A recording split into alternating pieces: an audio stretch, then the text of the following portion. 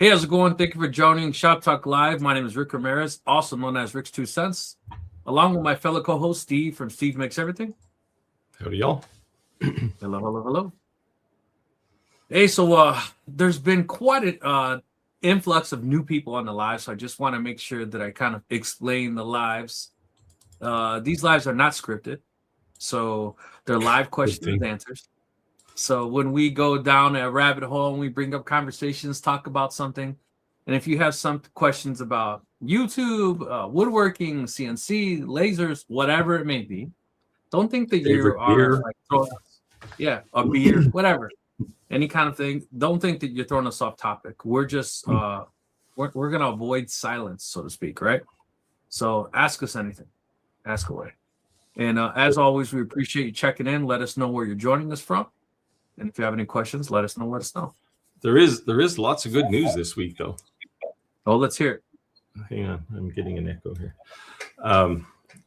So, I mean, everybody by now has probably heard about the Bamboo lawsuit, right?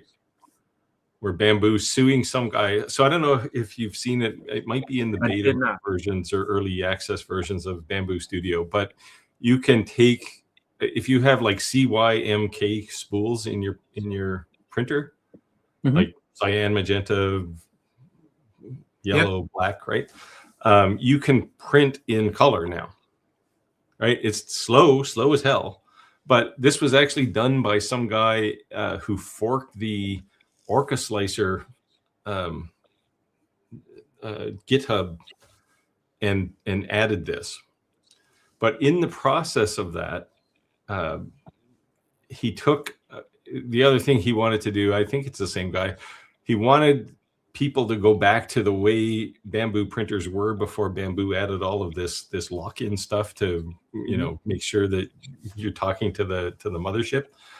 So he released some code in GitHub, and Bamboo said, well, we're going to sue you because you're basically working around our lock-in, and that's a DMCA violation. And he said, I'm using your open source code. Like there's GPL license, if you maybe you haven't heard of it, but GPL is a general public license for software. So it's what open source people do. And theirs is under AGPL, and I forget what the A is, but in that license, it says you can use this software for free, but you can't make your license more restrictive than this one. So what Bamboo did was they wrote all of this lock-in stuff, and then they put it into open source, AGPL. So he took their old version of that code and put it into an Orca Slicer and made effectively a new Bamboo Studio, right? Without all of that stuff in it. And Bamboo said, we're going to sue you. And he said, well, I'm using your code. And they said, you're impersonating our machine. It's your code. So, I love Bamboo, but man, they're on shaky ground here. They basically threatened him, and he took his modification down, but immediately they started popping up everywhere, right? So, well, everyone's gonna repost it. Yeah. So there's another guy. The torrents. I forget what his name is. He did a kind of a synopsis of this, and he basically said to Bamboo, because he successfully countersued people like IBM and Microsoft and Google and all these other companies that were trying to do stupid shit. And he said in his video, and I'll post it if I can find it during the live here, but he said, Bamboo, I'm reposting this on my GitHub. By all means, try and sue me. He said, but I'm expecting not to hear from you. And if I get so much as a fucking postcard from you, you're going to hear from some of the best lawyers in the country. Man, it was awesome. So that's crazy. I think companies just do dumb things, right? And first of all, locking people in the way Bamboo did was kind of dumb. I don't personally care. It's not like I'm building top secret projects, although some of the ones I do shouldn't be out in the wild. But yeah, they're gonna all they're doing is damaging their own reputation, right? So I think that part of it that they're trying to be the first to the gate to be compliant, right? Like this whole, you can't print 3D printed guns and you can't print things that are harmful in nature, and we've talked about this before. Yeah. I don't personally believe that any of that has anything to do with safety. I think it's a licensing patent thing. Totally. I think that's Disney. Well, think about this, right? This is effectively like if they're saying we're doing all of this so that you can't print a fake gun. What if Ford or General Motors or Dodge, Chrysler came out with a truck and they said, it's a wonderful truck, but you can only drive 60 miles an hour or 70, whatever, right? Top speed, even though the thing's capable of doing 200. People are just going to say, fine, I'm not buying your stupid truck, right? They're going to go that's what Subaru did, right? Subaru basically said, like, here's the car, and if you want the car to go faster, do these other things, you have to pay for added performance. Yeah. Like, well, BMW did this too, right? Right. So BMW basically built a single car with all the options on it, and then they have them selectively turned off.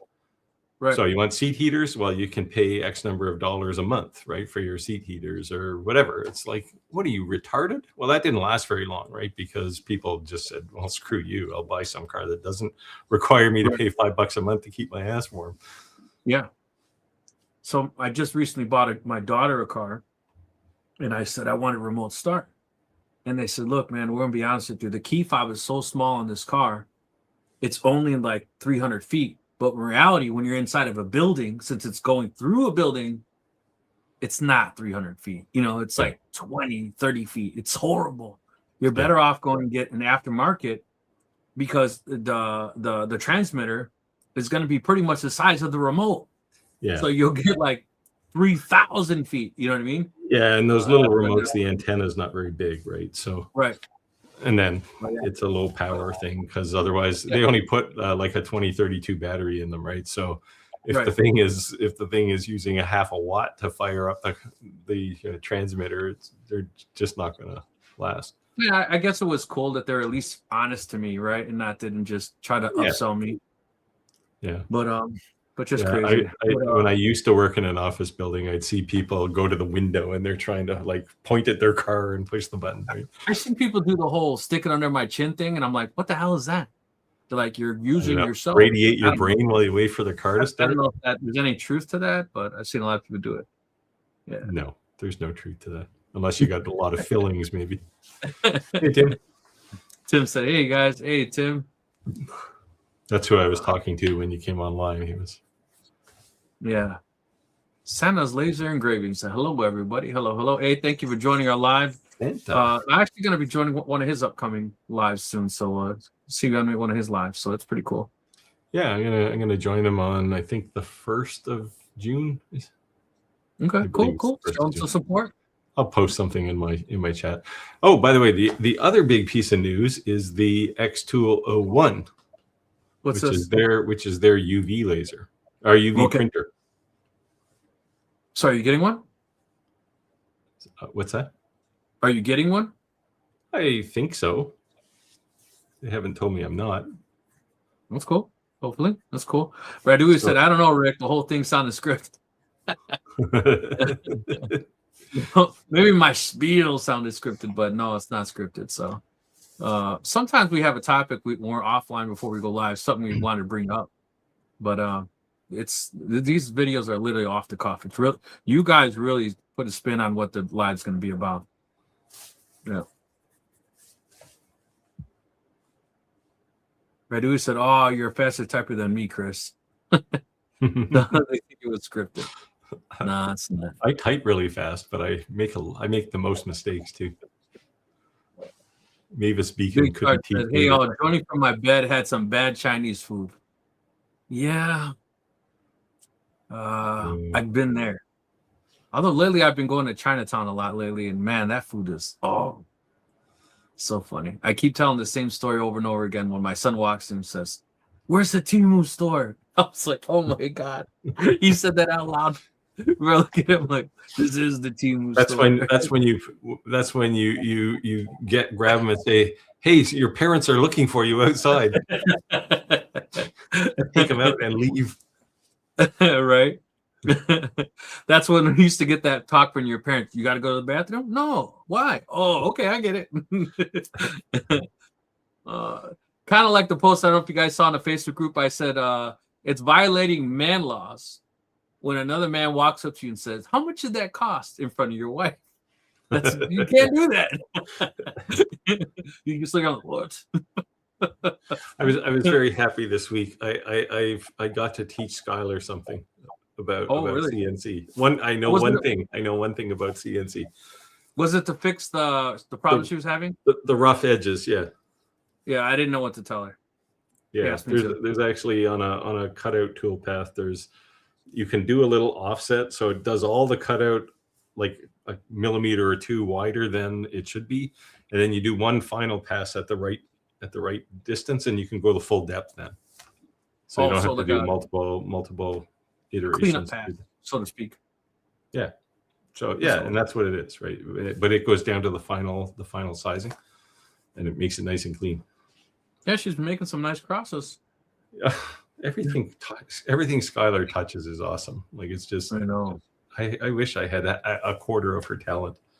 I know. And now you've seen what she can do with the CNC. Like, I looked at it first and I went, wow, how did she do that? And then I went, oh, she's got a CNC. Yeah. Because it had all those nice contours in the middle of it. Yeah, it was cool. Harold said, what's this early shit? We're all seniors at home. What's up, boys? From New York. You're not going to say Poughkeepsie? Yeah, I keep pronouncing that wrong every time he says it. The only reason I know is because we used to have an office there. I think it's closed now, but nice one. Long after my time. Yeah. I've been to Poughkeepsie a couple of times. So let us know, guys, if you have any questions. Otherwise, we appreciate you joining in. So Big Sarge said, hey, y'all, joining from my... Oh, I just read this one. Must have been twice. I think he posted it twice. David, hello from South Milwaukee. Hello. South Milwaukee in the building.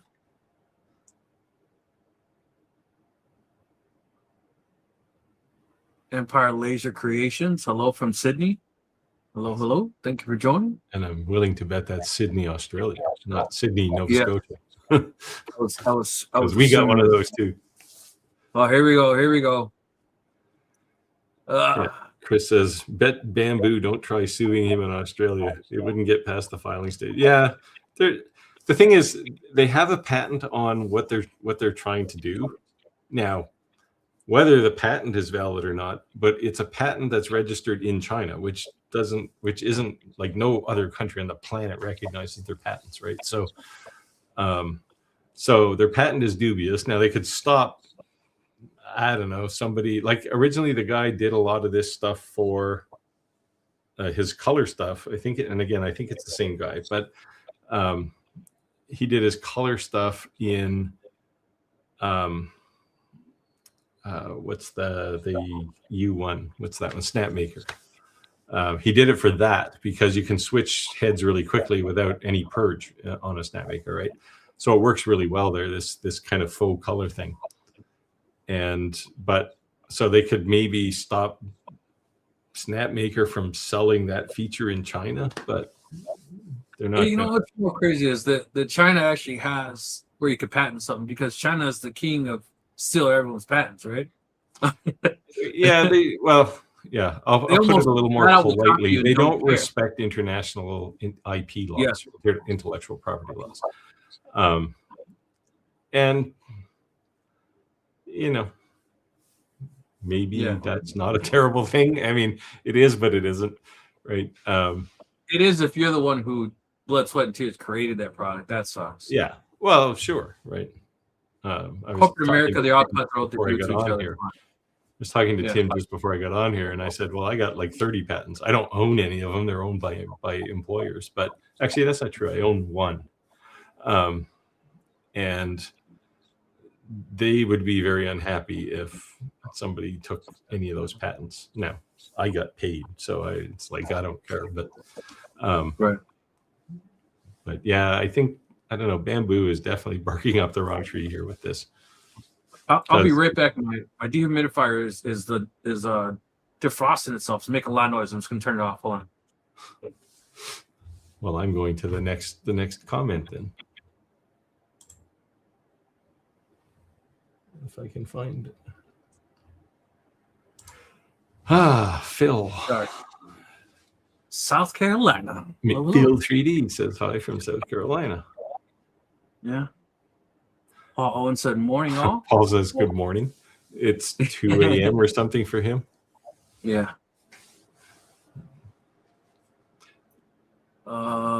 Wade Customs. I'm sorry, not Customs. Customs? Yeah. That works for VW, LOL. Volkswagen. Yeah, exactly. Yeah. Thinking about the options. That's just crazy. Yeah. That's Well, crazy. VW has their own problems with software. The whole Dieselgate thing. Yeah, there's like fields full of brand new like 2018 Volkswagens that are all diesel, and they can't sell them. They're brand new, but they're sitting out in the desert. Right next door to the boneyard there, where the U.S. Air Force has all the dead planes. Right, it's out in that area somewhere, and it's just a field full of Volkswagens. I've seen Google shots, aerial shots, because they cheated on the emissions. They can't sell them. And they never fix it because it's actually lying. Yeah. I mean, it's like, it wasn't that they cheated. They purposely wrote code to detect when they were being analyzed by a testing system and lied. Right? The engine lied about its output. Right. That's crazy. So that's pretty contemplated crime right there. So yeah. Now if that was like a performance shop, but that's you get years ago I owned Audis, a couple of Audis, and they were notorious for like taking those things into shops and rechipping the ECUs in them. Right. And at that point the emission was probably all messed up, but yeah, lots of power. Yeah, I had a 3500 dually, and I put a second turbo on it, so it was twin turbocharged. And then I put the computer on it, and I asked the dealer, I said, if I put this computer on it, am I like screwed completely on all my warranties? Because it does transmission, does everything. And he says, that motor, no, don't worry about it. He said, he said, you couldn't kill it if you tried. He said, just make sure you have your maintenance records, and that's all that really matters. So I didn't have an issue. But when you put those computers on the cars, it leaves a thumbprint on the computer, so they know you've flashed the firmware. Yeah. And technically, you completely void your warranty. That sucks in the car. But Kevin said, good evening. Actually, at home in Chattanooga, Tennessee, in the shop working on some projects that need to get done. 10-inch cutting boards, 4-builder, and another end grain wood inlay for wedding gifts. Very cool, very cool. Getting the work done. I haven't made a cutting board in like 2 years now. I really should make one. What's your fancy what are the inlay handles called? What did you end up calling that? I didn't call it anything. A happy accident. Yeah. The happy accident. It's been a while since you may have brought that up. Do you want to tell that story? No. No. since we talk about mistakes. Well, yeah. Read the next comment, and I'll find actually a picture of that if I can. Harold said, what's hold on. It's like things are repeating.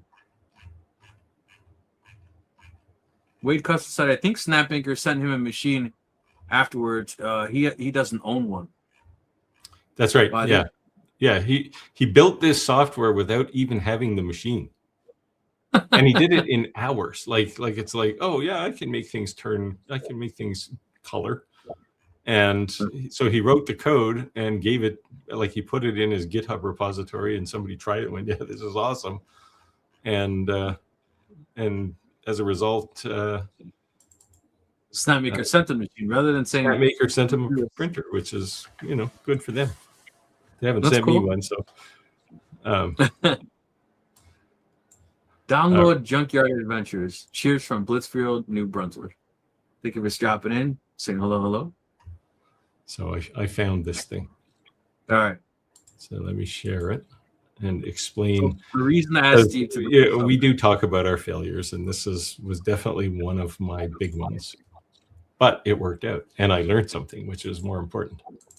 lesson learned. Come on. Where is it? How come I can't share?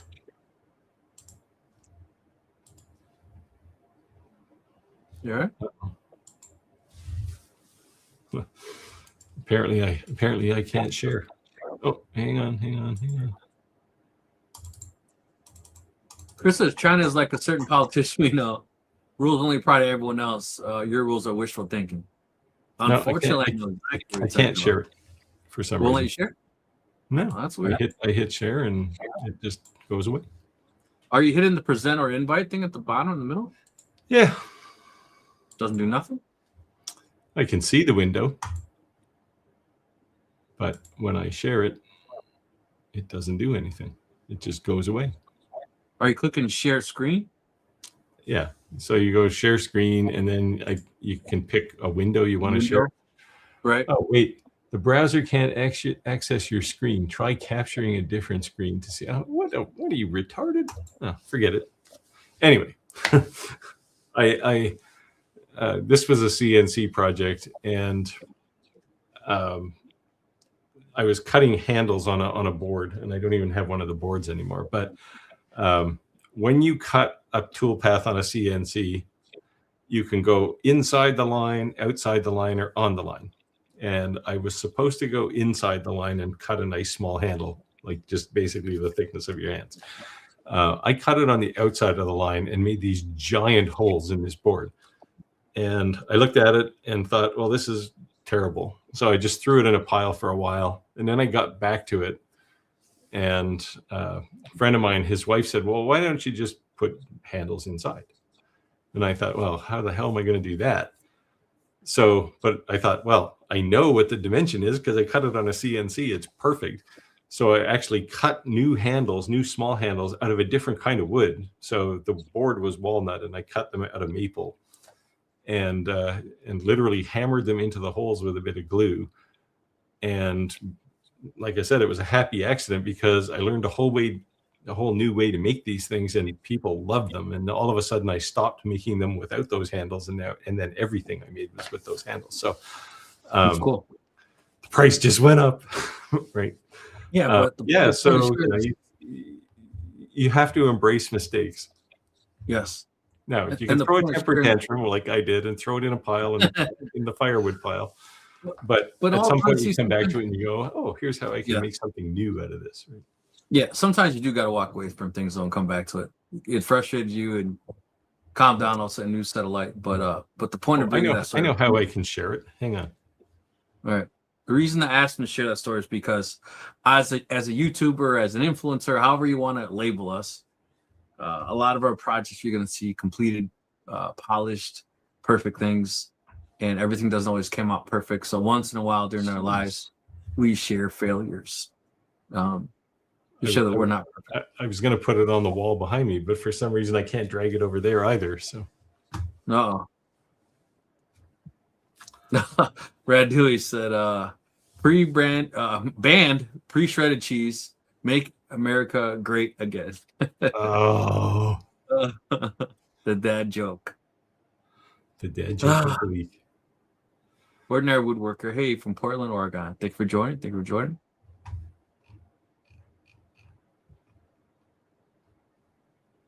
Craft Creations, hello from Northwestern North Carolina. Hello. Thank you for stopping in. A lot of North Carolina, South Carolina today.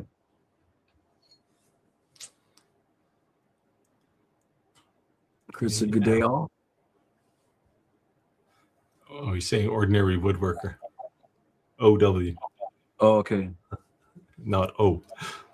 I thought it was O. Wade said, no, I meant the key point at head increase remote range.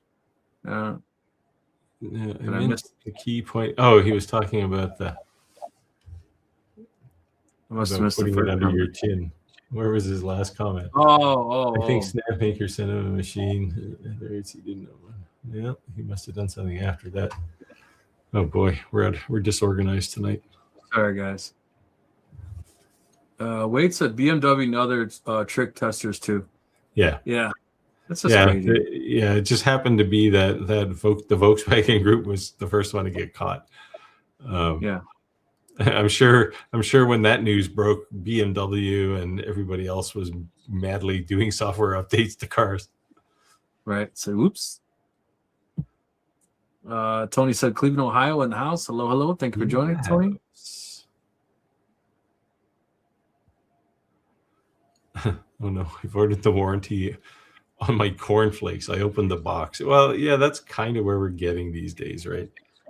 Yeah. It gets a little crazy. Jack in the shop said, "Hey guys, hey." Okay, here you're up, Steve. Wade Custon says, Steve, did you go to the AXYZ CNC show in Halifax? No, I didn't. I was invited to go, like probably 3,000 other people, but first of all, it's in Halifax, so not that I have a dislike for Halifax, but I have a dislike for Halifax because the streets are too narrow and there's too much traffic and it's just crazy driving there. So I tend to avoid it. Yeah. So here's a very cheerful moment. Roy said, things are getting so expensive. ShopTalkLive is the entertainment I can afford. I don't know if that's a compliment or not. Happy hump day. Yeah, a backhanded compliment. Yeah, it's crazy. It's crazy. There was actually a company recently reached out to me. It's like a self-learning pace. Some company I took these courses for my PMP. One of those type of things. And they were asking me, hey, would I be interested in, reviewing one of their courses? And I thought it was wild because anyone can kind of put those courses on there, but they're obviously credentialed people. Yeah. But when you think of someone's, like we said one time, when I got when everyone on YouTube is all of a sudden getting sued from just random things, YouTubers were getting sued left and right. And everyone was making these videos about it. And all of a sudden I got an email from a lawyer and I was scared to open it. I'm like, oh my God. When it was actually someone must have watched one of our videos and was asking questions about a laser. But just because what you do for your full-time gig, you could have a total different spin on what you enjoy to do for fun or entertainment, or even what you consider a side hustle, right? You may not necessarily do it for free because you want to be compensated your time, but whatever. So the whole idea with, like I was saying with that training program, is that, you could be a lawyer, but you could be taking courses on how to spin wood or how to, it's crazy that professionally and, extracurricular activities don't always go hand in hand, right? Yeah, well, the whole point of a hobby is to make it different than your day job, right? So, right. But I do agree though that like your professional, what you do for a living could give you an advantage of your hobby, right? And that's why someone have an interest. Like you as a software developer, when it comes to software stuff, you could probably run circles around somebody else because it just clicks. And somebody else, that would be the hard part for them, Yeah, if it's open source, there's probably some of my code in it. So just crazy. Yeah, so since I brought that up, I'm curious. We always talk about side hustles. We always talk about niche, find a niche. I'm curious. You're obviously interested in this type of stuff. What do you do professionally? What is your full-time gig? If you don't mind sharing, post in the comments. So let us know what, I'm surprised some people are firemen. Like, what are you in IT? As long as your career wasn't like assassin or something, we don't want to know about that. I'm sure so Jack in the shop says the U1 has been about 3 hours faster than the X1C so far. That would be the case because it's got 4 heads on it. The X1C is 1, right? So every time you're changing color, it's a complete purge, big fat layer on the purge tower. It's just now, like the Snapmaker, as far as printers go, is average, But as far as saving filament when you're changing colors or changing types of filament, Right. nothing touches it right now, right? Because Yeah. it comes with 4 pre-primed heads all the time, and you want to go from red to blue. Okay, fine. Here's the blue head, right? And you just go. So it does shock me that more people didn't kind of balk at Bamboo for the H2C, which was supposed to be the same. And the irony is the H2C is probably a more successful product than the Snapmaker, partly because it's Bamboo, I guess. But yeah, but as far as speed of changing, like it takes 6 seconds to change colors on a Snapmaker. It takes 40 seconds or 30 seconds to do it on a C1 or an X2C. So to Santa Labor Graven said, Jack, you have to answer this, but how was the quality? You said faster, but how was the quality? Was it same, just faster? I mean, from what I've seen of the U1, Snapmaker hasn't sent me one of those, and I don't think I'd have time to get it in my schedule if they did. But from what I've seen, it prints fine. I mean, it's maybe not quite as good as a Bamboo printer, but switching colors definitely is way faster on that than anything else. Snapmaker, you could send me one. We'll see. We'll put it head to head with the Bamboo if you want. Ordinary Woodworker says Steve, I've done the exact same thing and with the same fix. Oh, this is the handles on the cutting boards. Nice one.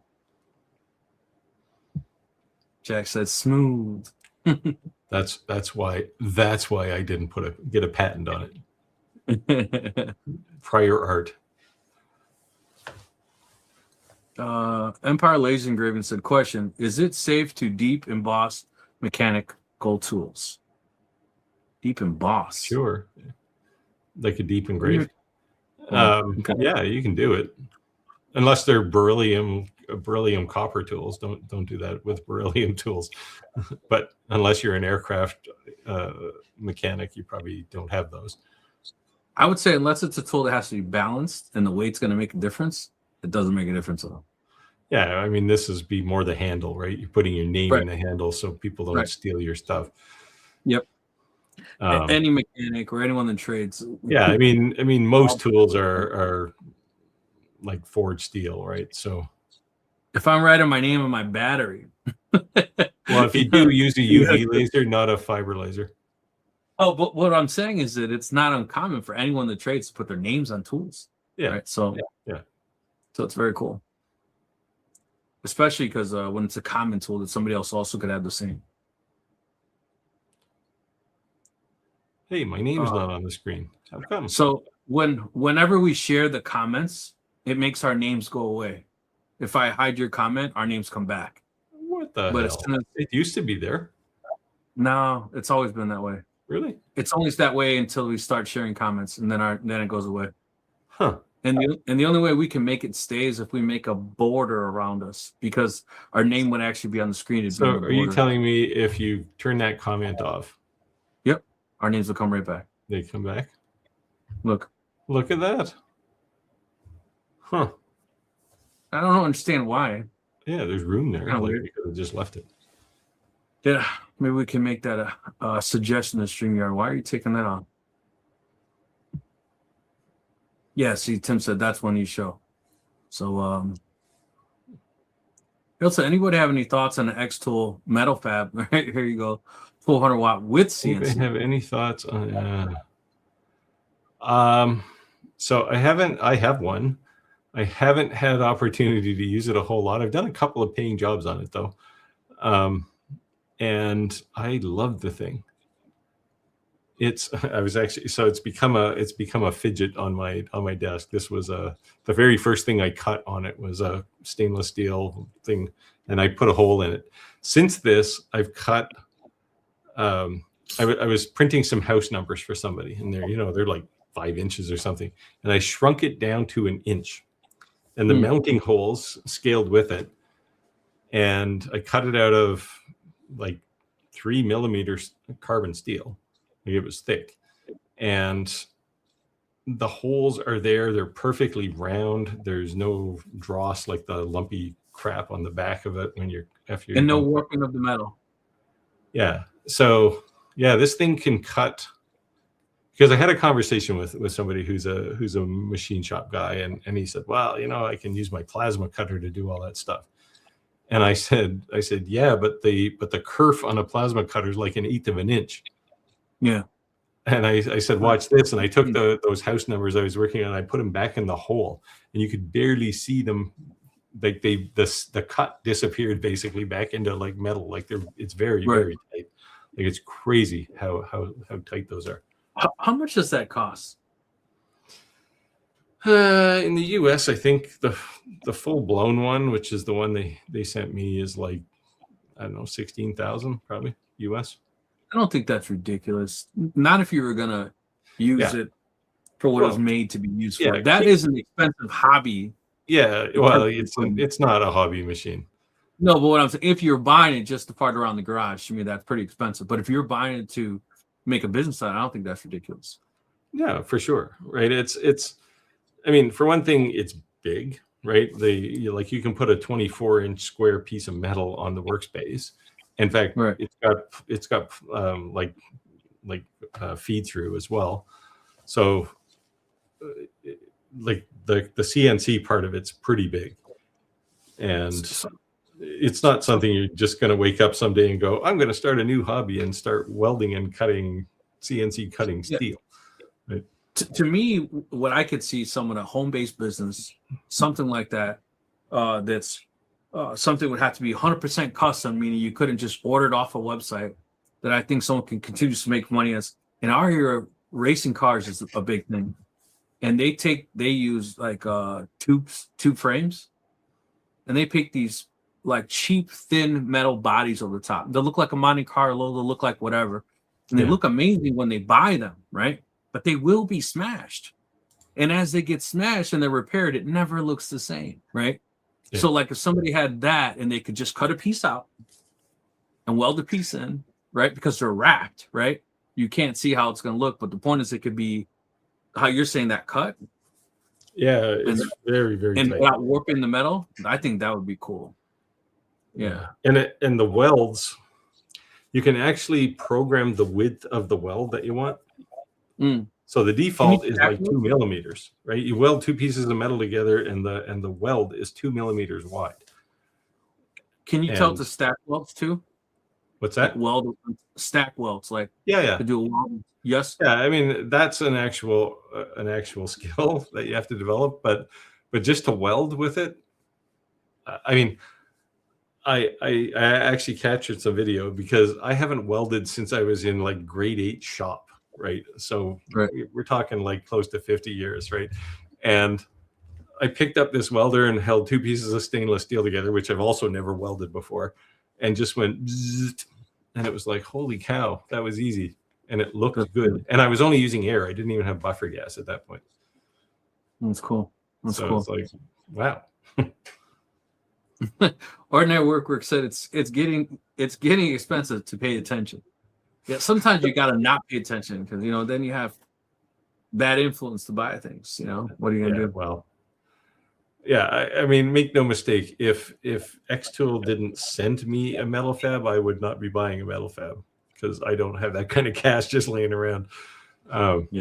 Because in Canada they're $25,000. Yeah, it's crazy. Yeah, it's like buying a car. 30% more for the currency rate. All right, Steve. Chris says, Steve, is Halifax close to you? I often get asked if they can collect something by people a 4-hour flight away. Halifax, for me to get right downtown to the harbor in Halifax is about 15 to 20 minutes. Let's say 20 minutes. Close to you. Yeah. That was definitely I live far enough away that it doesn't annoy me, but close enough that if I need like an airport, I can get there. Big Sarge said, do you all do 3D modeling? What's your go-to software and why? Yeah, I don't know. Do you? I don't think I've ever asked you if you do 3D modeling. I don't think you do, right? Yeah. So No. I do a lot of 3D modeling, both for me and certainly for my business. I use Fusion, AutoCAD Fusion, Autodesk Fusion. I use it because it does pretty much everything that you could ever want in a 3D CAD tool. So, The downside is it's not cheap. yeah. Now, if you're looking for cheap, you can use something like FreeCAD, which used to be crap, but they've done a lot of enhancements on it over the last, I'd say, year, and it's actually usable. And every time my Fusion license comes up for renewal, I seriously look at FreeCAD and say, is this the year I switch? Because it also does pretty much everything you'd want to do. It's just not quite, I mean, I won't say it's not quite as easy. It's just, it doesn't work the way Fusion works. And I've been using Fusion for like the better part of a decade, really, since it came out, I guess. To it. So my brain is just hardwired for Fusion now. So every time I pick up FreeCAD, I look at it and go, why is this so hard? But I think if you were starting from scratch, it would be actually pretty straightforward. So my question too is, what are you 3D modeling? Because I know like Bamboo, they have like free softwares in a maker, to do a lot of 3D modeling. So I'm not sure what you meant. Yeah. So this is like people always talk about Lightburn as a design tool too, right? And sure, it can do basic stuff, but no, I agree. Keep in mind it's 3D. That's why I asked, to what extent are you using it for? What are you actually using it for? What did you have in mind? So, well, I build a lot of prototypes and stuff, right? So, one of the things I use most in Fusion, after you build all your parts, you can do an assembly and put them all together. And you can have things like bending points. Like if you have a hinge, you can make the hinge move. Or sliders, you can say, this is a linear rail and I'm going to slide it, 30 centimeters or something, and it'll move in that motion. So it does some super powerful things. You can do stress analysis on things, cross sections. So you can say, how tight is the tolerance between these two parts? And you can basically slice through the assembly and you can see all the parts, how they're put together. So it does. I mean, it's a professional tool, right? So Tim said he drives 3 hours to see you. Man, he must really like you. Yeah, Tim lives at the, he's slightly outside the center of the universe.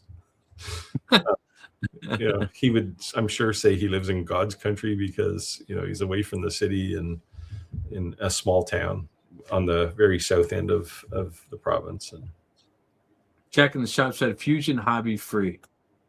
Yeah.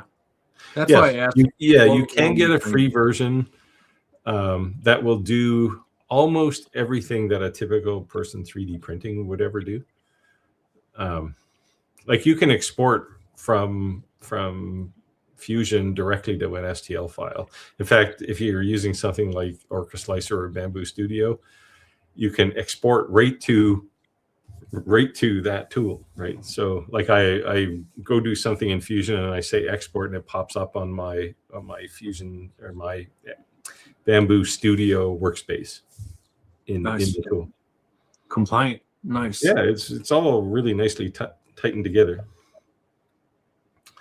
Chris said, go ahead. Chris says, so Tim, you're just down the road from Steve by Aussie standards. Yeah, I mean, by Aussie standards. By Australian standards, 2 hours is just down the road. So I've lived here for coming up to 7 years, and I still haven't made it down to the place where Tim lives. But one of these days, because we moved here and then COVID hit, and we couldn't go anywhere after that for 4 years. So. Gordon Gregory said, been in retail 34 years, at least 16 at Home Depot. I have a funny story about working at Home Depot. At least 3 or 4 occasions, somebody was asking the question, and I answered them, helping a customer as a customer. So finally, a manager walks up to me and says, hey, Rick. And it was funny, she even knows my name. She says, would you ever work here? And I said, oh, I could never work here. And I saw her face from being very cheerful to thinking I was being very disrespectful, right? And I said, oh, let me retract my statement for you before I see this angry face coming at me. I says, I could never work there because I'd be in trouble because I'd never come home with a paycheck. Like, understand, like, yeah, I spend way too much money in this store. I'm a Lowe's influencer and I'm in Home Depot spending too much money. There's a problem. You know what I mean? So if I worked here, there'd be a real problem. But yeah, Gordon, I couldn't do it, man. There's no way. I don't know. I mean, like, you know, places like Home Depot get a bit of a hard rap from an employment perspective, right? But I had a guy back in, I don't know, 2000, 1999, 2000. And I had to lay him off because there was a big downturn in tech around that time. That was the whole WorldCom thing. It took down the economy. And I had to lay him off.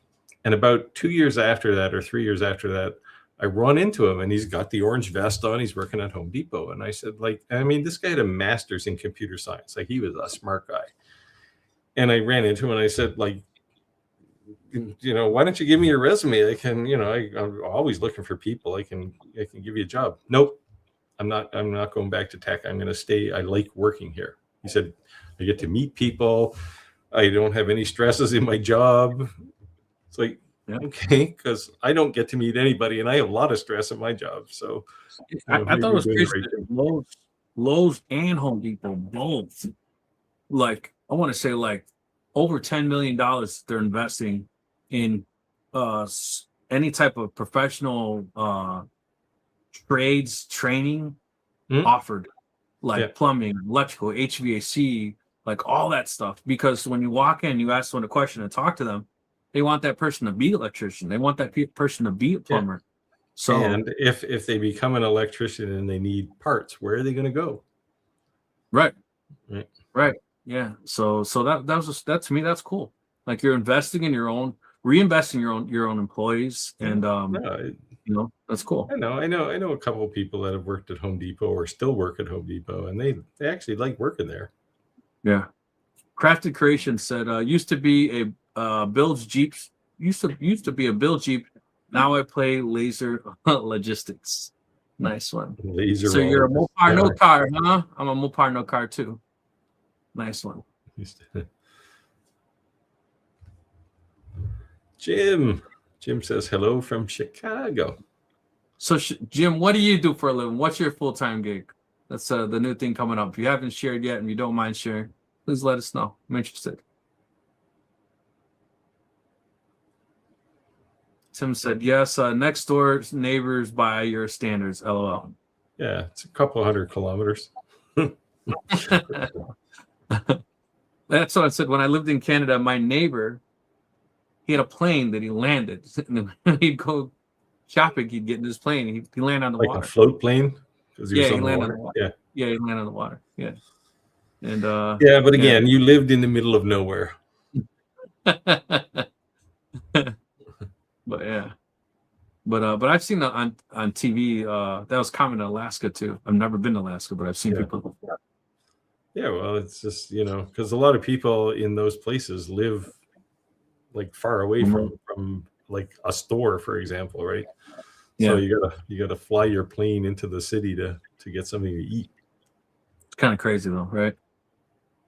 Yeah. So Jack in the Box says the Orca fork for Snapmaker, it's in there, but it's a bit slow. It's also slow in Bamboo Slicer. It's also in Bamboo Slicer now. But Bamboo has two of them. They have the one they developed and the one from the Orca Snapmaker fork. And that one is slower than Bamboo's, but it produces that faux color a lot nicer. I should have brought a bunch of them. But the user interface, I think, is pretty nice on Bamboo Studio for them. Like in Bamboo Studio, what you do is you create a virtual color. You can try it on yours. Like I said, I don't know if it's in the main release version of Bamboo Studio yet. But you can create a virtual color, like at the top on the left-hand side when you see all of your colors there. Down at the bottom of that list, there's a add virtual color or add color or something. And then you can go mixing. pick up to 3 different colors from your spools that are in the AMS. Mhm. And then if you pick 3 of them, it'll draw a little triangle with all of the colors, and you can basically slide around to the color you want.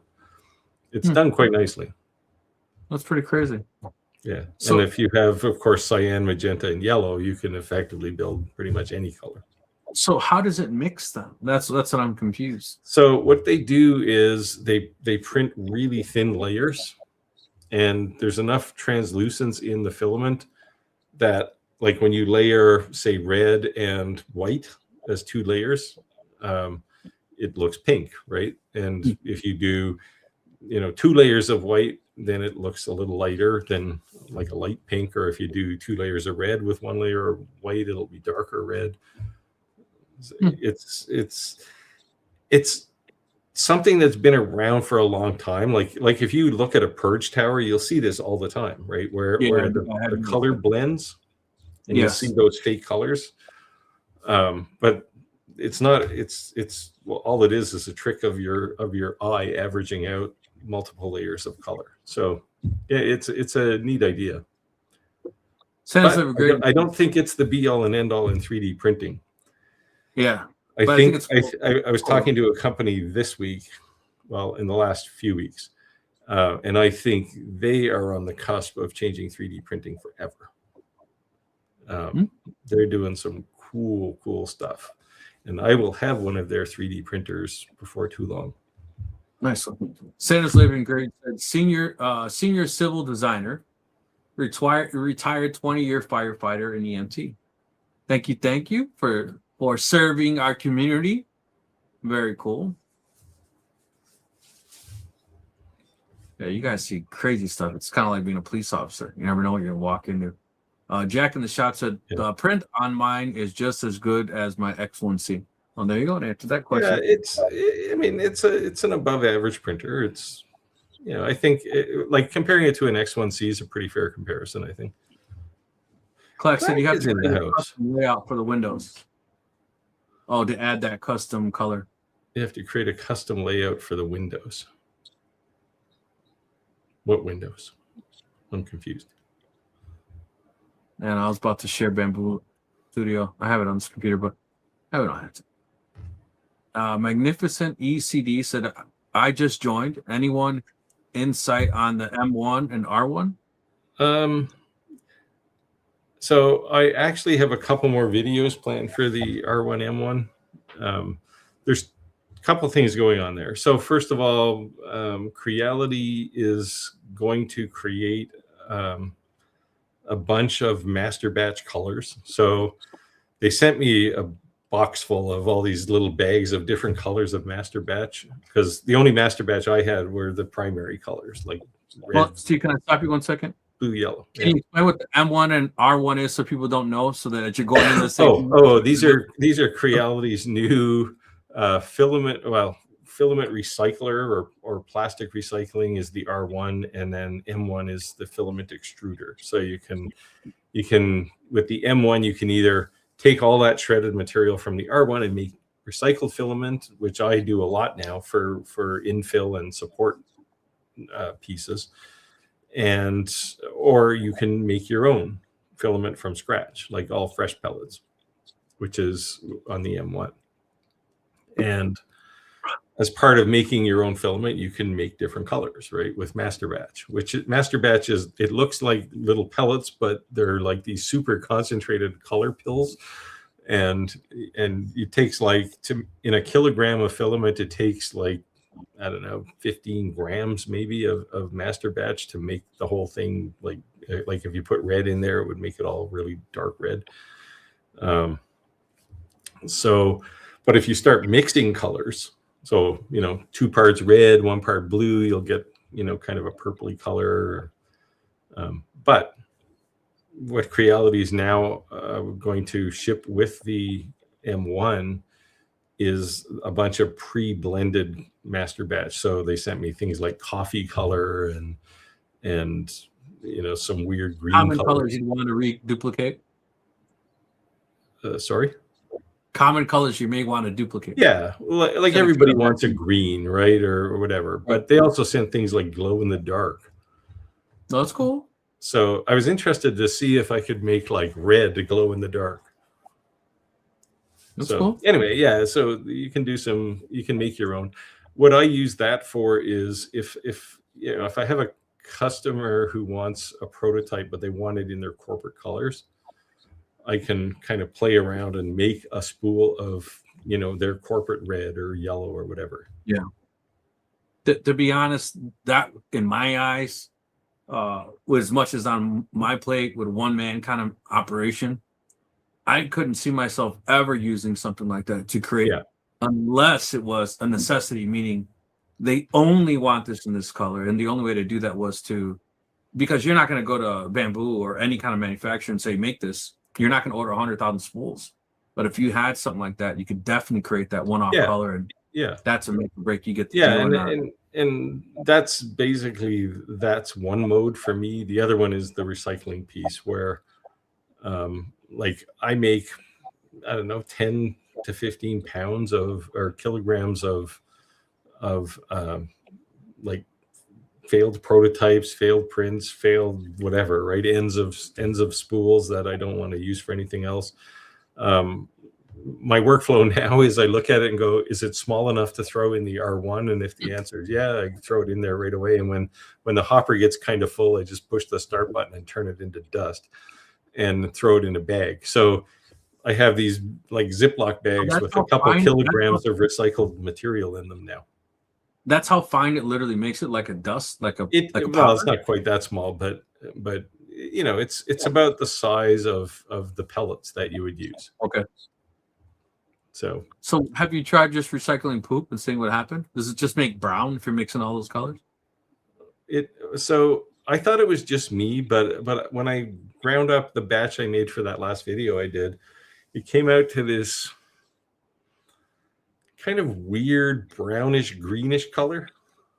And I thought, well, that's just me. But then I saw Creality did another video where they did some, and it came out the same color. So I don't know, maybe this is the natural color for recycled plastic. Yeah. But I think as a kid with watercolors, right? When you mixed all the colors, what did it do? It made brown, right?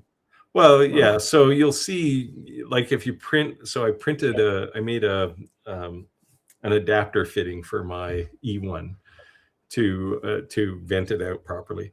And if I look at that adapter filament, I made it out of recycled filament, and I can see all these weird lines where the color is slightly a different color halfway up. And now, if you're using it for support or infill, who cares, right?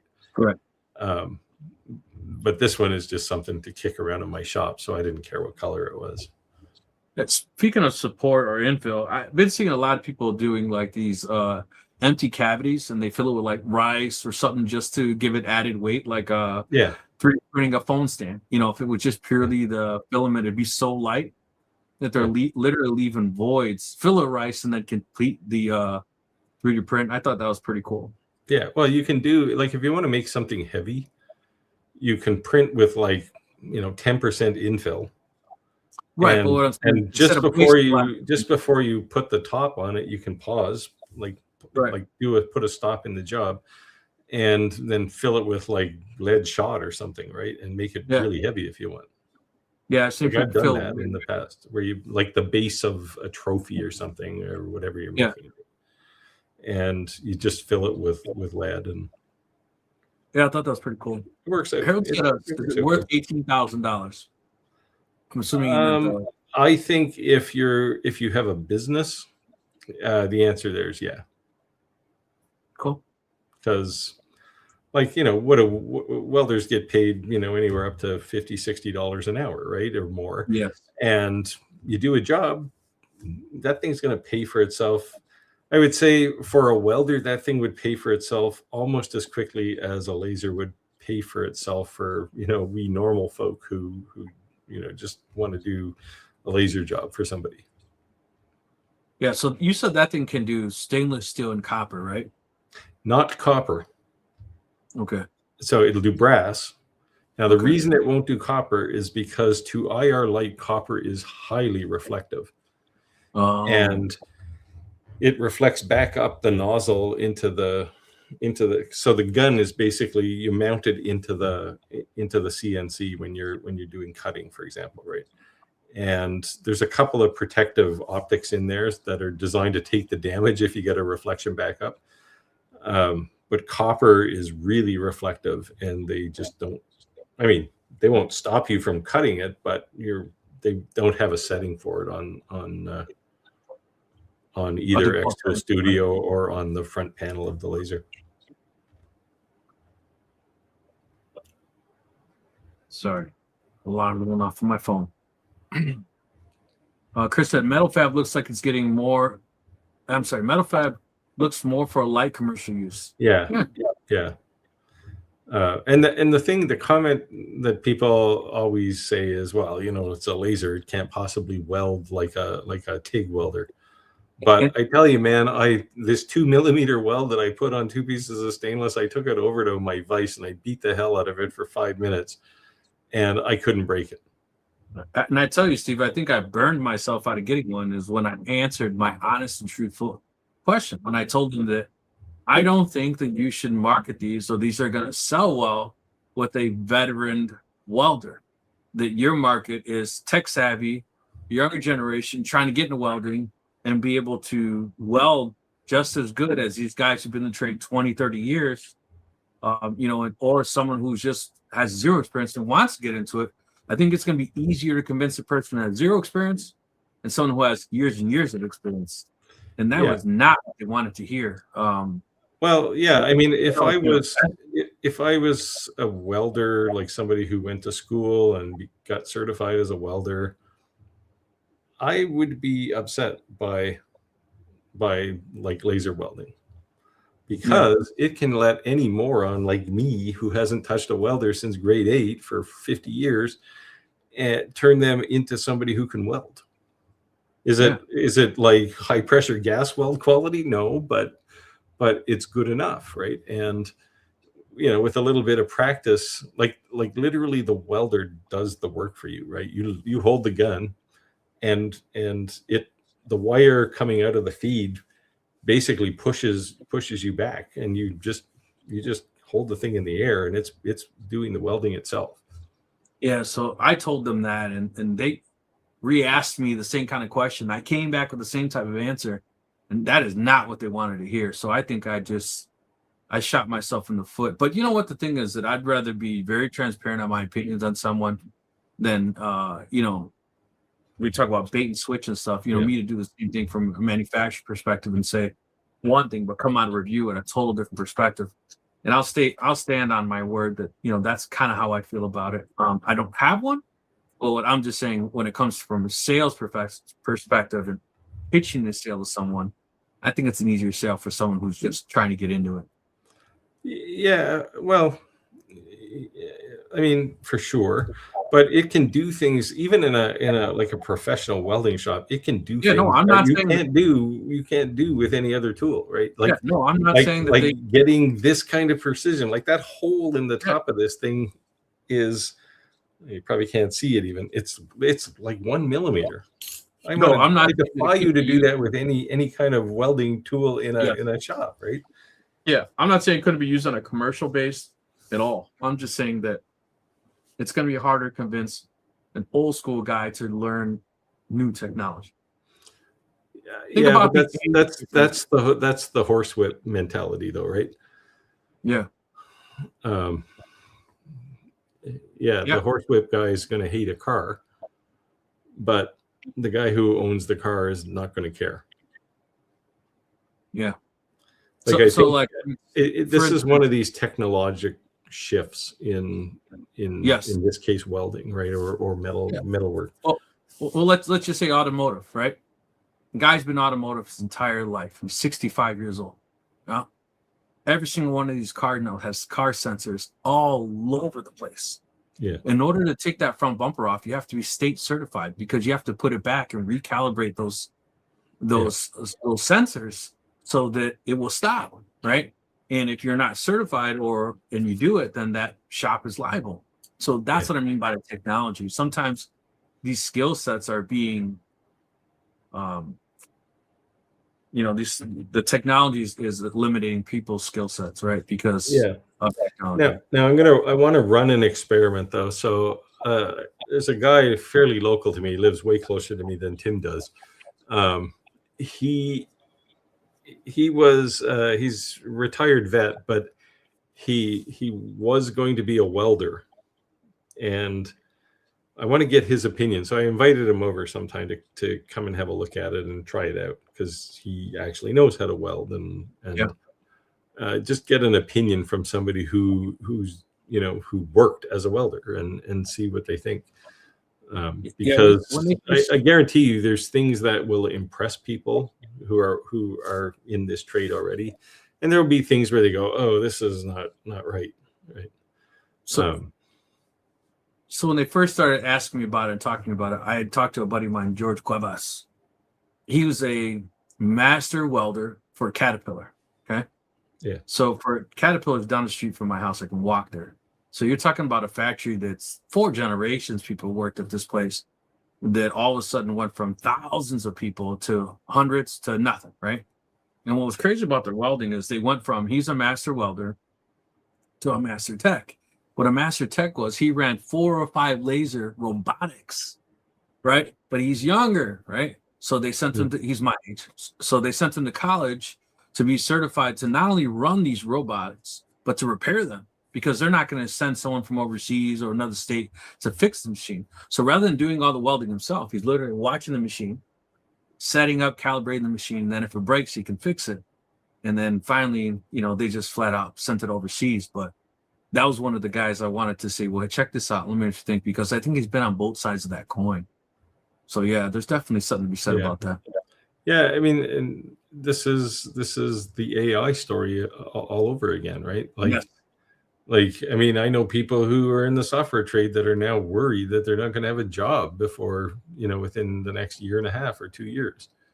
Yeah. And it's like, yeah, so it's coming, so learn a different skill, right? So we just had this meeting at work 2 days ago, and one of the things, it's called a spotlight session, and they make you say, what have you done, what are your accomplishments? And I said, hey, I completed all my required training for 2026, and I want to go for the certification. I did all that required training so that I can get the certification before end of year. And they said, well, what AI training have you taken? I'm sorry? We're not interested in hearing what you're required to do for your job. What AI training have you done? And I said, AI training? Yes. If you haven't paid attention yet, our company is moving towards AI. So the next spotlight section, we'd like to know what type of training you've learned and advance yourself in AI. And I was like, whoa. So exactly what you're saying, Steve. Yeah. It's like even if you're in a job where, like your job, right? AI is not going to replace you personally, right?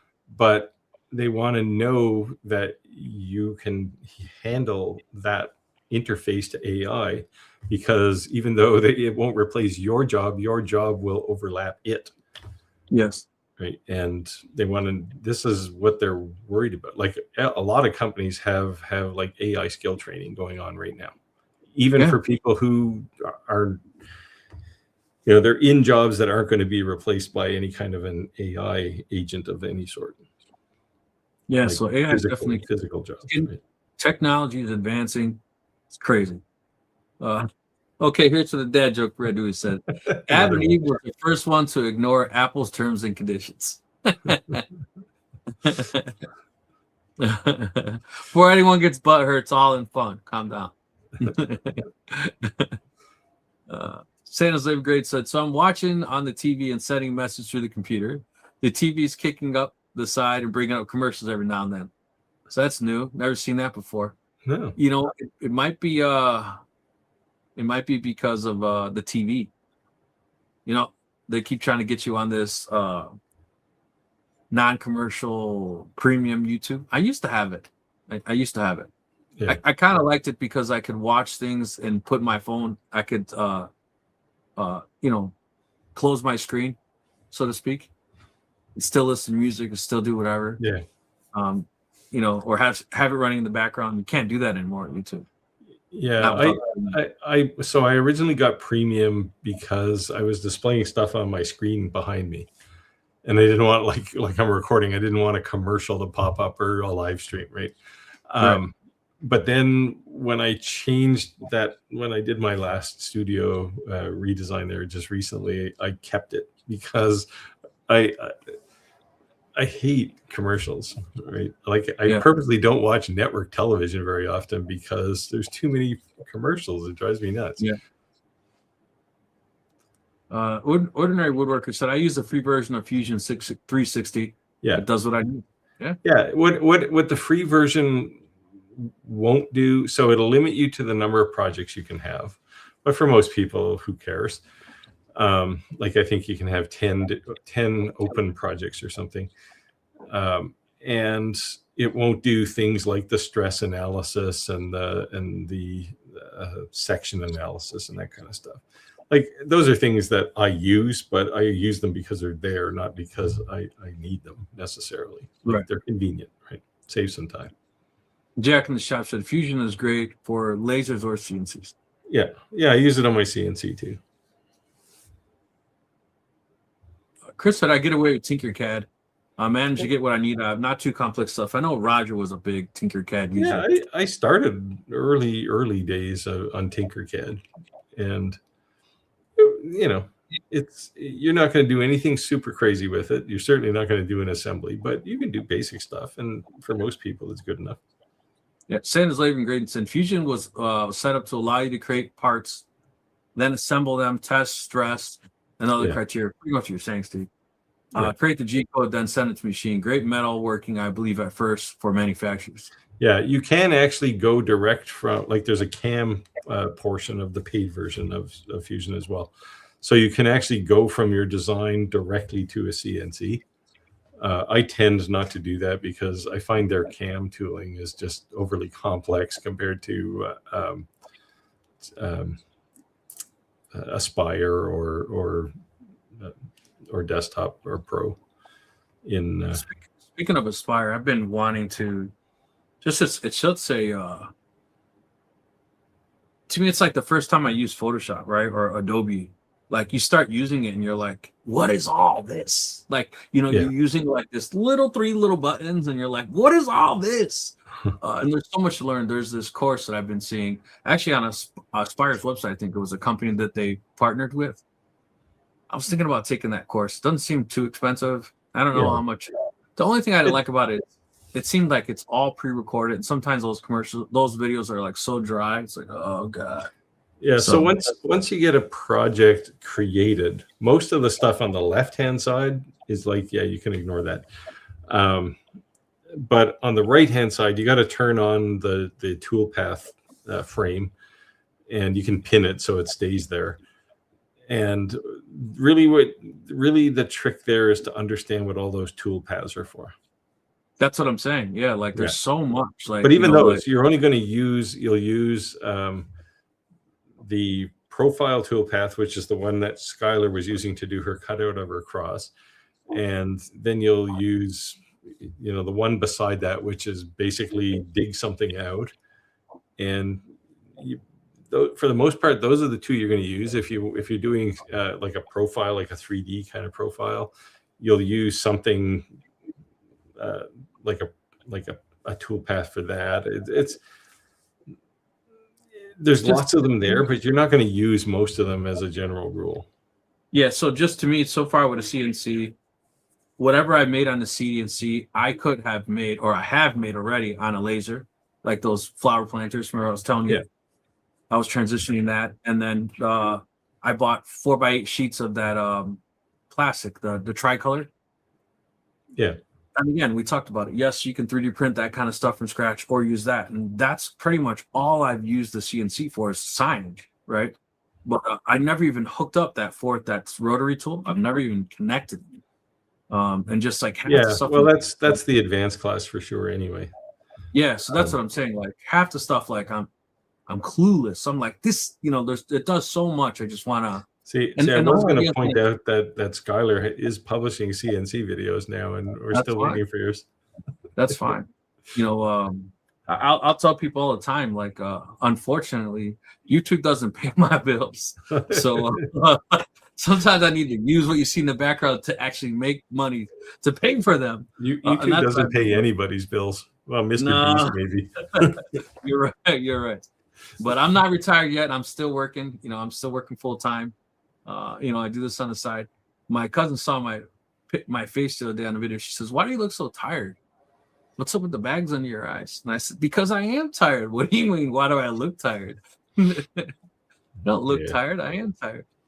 But yeah. I guess I have plenty of time. There's a bit to learn, but it's like learning calculus. I don't know if you went to school and learned calculus, but you amble around in the dark for a while, and then all of a sudden it'll click. Right? You'll go, "Okay, I get it now. It's actually really easy," and that's just you kind of cross that chasm. Right, rather than a trial and error, what's this do? And blah, blah, blah. Someone could just like run you through it. That's why I thought. Hopefully, it's not like watching those dry eye commercials. Take one of Andy's courses. He's got a couple of basic get up and go courses. I thought Andy's course is more geared towards sales because I asked him that exact question. I said, "Is yours more like a user utility, like how to use your CNC, or is your course more geared towards sales?" And he said his is more geared towards sales. Yeah, maybe. Oh, yeah. Well, yeah, for making products. Yeah. Right. Yeah. Right. So I really want to dig in it, and that was the whole point of me. There's got to be a series on YouTube University about this stuff, right? Well, like I said, that they're actually being endorsed by Aspire, so I thought, well, they got to be halfway decent for Aspire to even say, "Hey, check this course out," and it wasn't like thousands upon thousands of dollars. So I'm just gonna give it a run. And like I said, the whole idea too is with the CNC videos is kind of saying like, here's literally CNC 101. Like I didn't have any experience. This is where I stumbled at.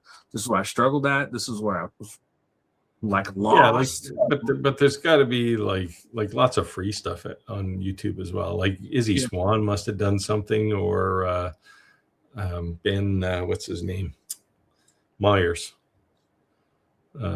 His Myers Workshop, I think, is his channel. They all must have done these things at some point. Yeah, I'll check it out. I've been looking. I would just, they had a pretty nice layout, like, or at least it seemed like it. What they're publicly at least displaying. Two Moose. They must have something as well because they've done a lot of stuff. When you want fun, go watch my wooden spoon video, and you can make yourself a wooden spoon.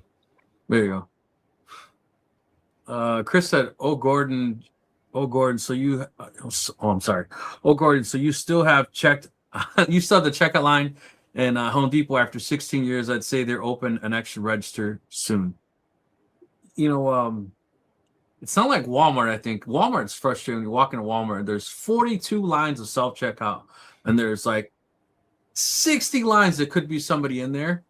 And there's two people on the actual, and my daughter gets so pissed at me because we'll go to Walmart and there'll be like this line of people waiting to get checked out and like empty self-checkout. And she's like, "Why do you do that every time?" And I says, "Because that's someone's job." Oh, so when I go to Home Depot, like, most Home Depots, they have all the self-checkout things at one end of the store and they got the contractors exit at the other end. I always go to the contractors because the pro contractors don't use self-checkout, man. They got real people there. Yeah. Well, I told my daughter, it's not that I'm too good to check myself out. Like, I'm eliminating someone's job. Like, no, man. Check me out. But these machines are just like, they work half the time and sometimes they don't. And yeah, the other thing is that you go to self-checkout and you're walking out of Walmart and you get drilled by the lady who's like old enough to be your grandma. "Let me see your receipt." And she's digging through stuff like you're stealing something. Well, you know what? If you're so worried about it, then you should have rang me up. You know what I mean? Yeah. They were going to try that here, and then a whole bunch of privacy laws kicked in, and they said, like, you do that, and we're going to levy some fines against your corporation. Yeah, they are like extremely hostile. Like, it is like, wow. It's crazy. I went to Sam's the other day, and like 4 people in front of me just walked straight out. There's like, keep going, and then got to me. She's like, "Excuse me, stop." And I must have had a crazy look on my face, or I don't know. And she got like, "Oh, like, oh, I'm so sorry. The reason I'm stopping you is because the AI camera." And I'm like, "AI camera?" And she's like, "Yeah, look above you." And if you have your receipt facing up, it scans your receipt and it knows what's in your cart and it starts calculating how many items are in your cart. And she said it couldn't see your receipt. So I have to stop you. She's like, but if you walk and if you have your receipt in your hand, it's facing anywhere upwards, anywhere set, it'll get enough information off your receipt. It'll know who you are. I'm like, that's insane. And I was not offended that she stopped me. It was like, I'm Mexican, that's why you're stopping me.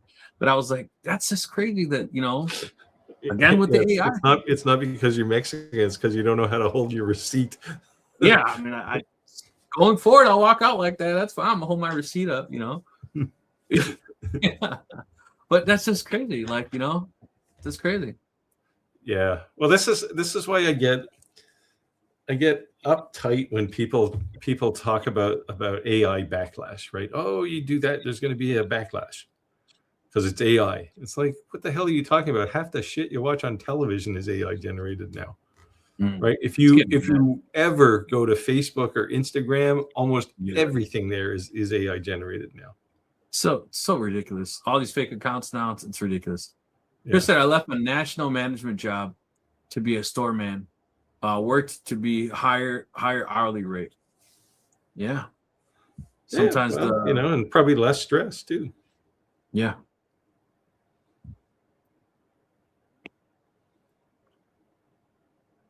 Harold said, I'm an IT director for a special needs school, kindergarten through 12th grade, up to 21. That's very cool, man. Very cool. So you know what? People like you, as you need to speak up during some of these lives, because manufacturers always watch our lives. And people like you would be cool that we could get machines donated to schools and stuff like that for special needs. Yeah. To me, that would be a cause I'd go above and beyond to try to help. That's awesome. Yeah, I'm like, and this is the other misconception of YouTube, right? People go, "Oh, you get all this free stuff."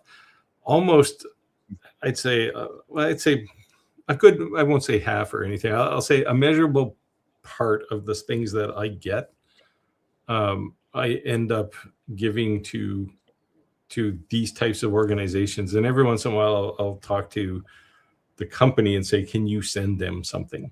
Right? Because here's the situation, right? They're doing this kind of thing with special needs, or it's a STEM school, or like things where it matters, right? And companies like Longer is really good for that. Like there's companies that are like, yeah, no problem, it's good for us, right? So Harold, you should definitely link up with us, our YouTube channels. If you're not already subscribed to Steve and I'd hey man, if God provides a way, man, I will be the will. That's for sure. That's for sure. You never know. Hey, you don't know until you ask. So that'd be awesome. We could open up some doors for you, get some stuff for your school. That'd be cool. Yeah, it'd be good. That'd be very cool. Patience as a saint, they say, dealing with kids with special needs.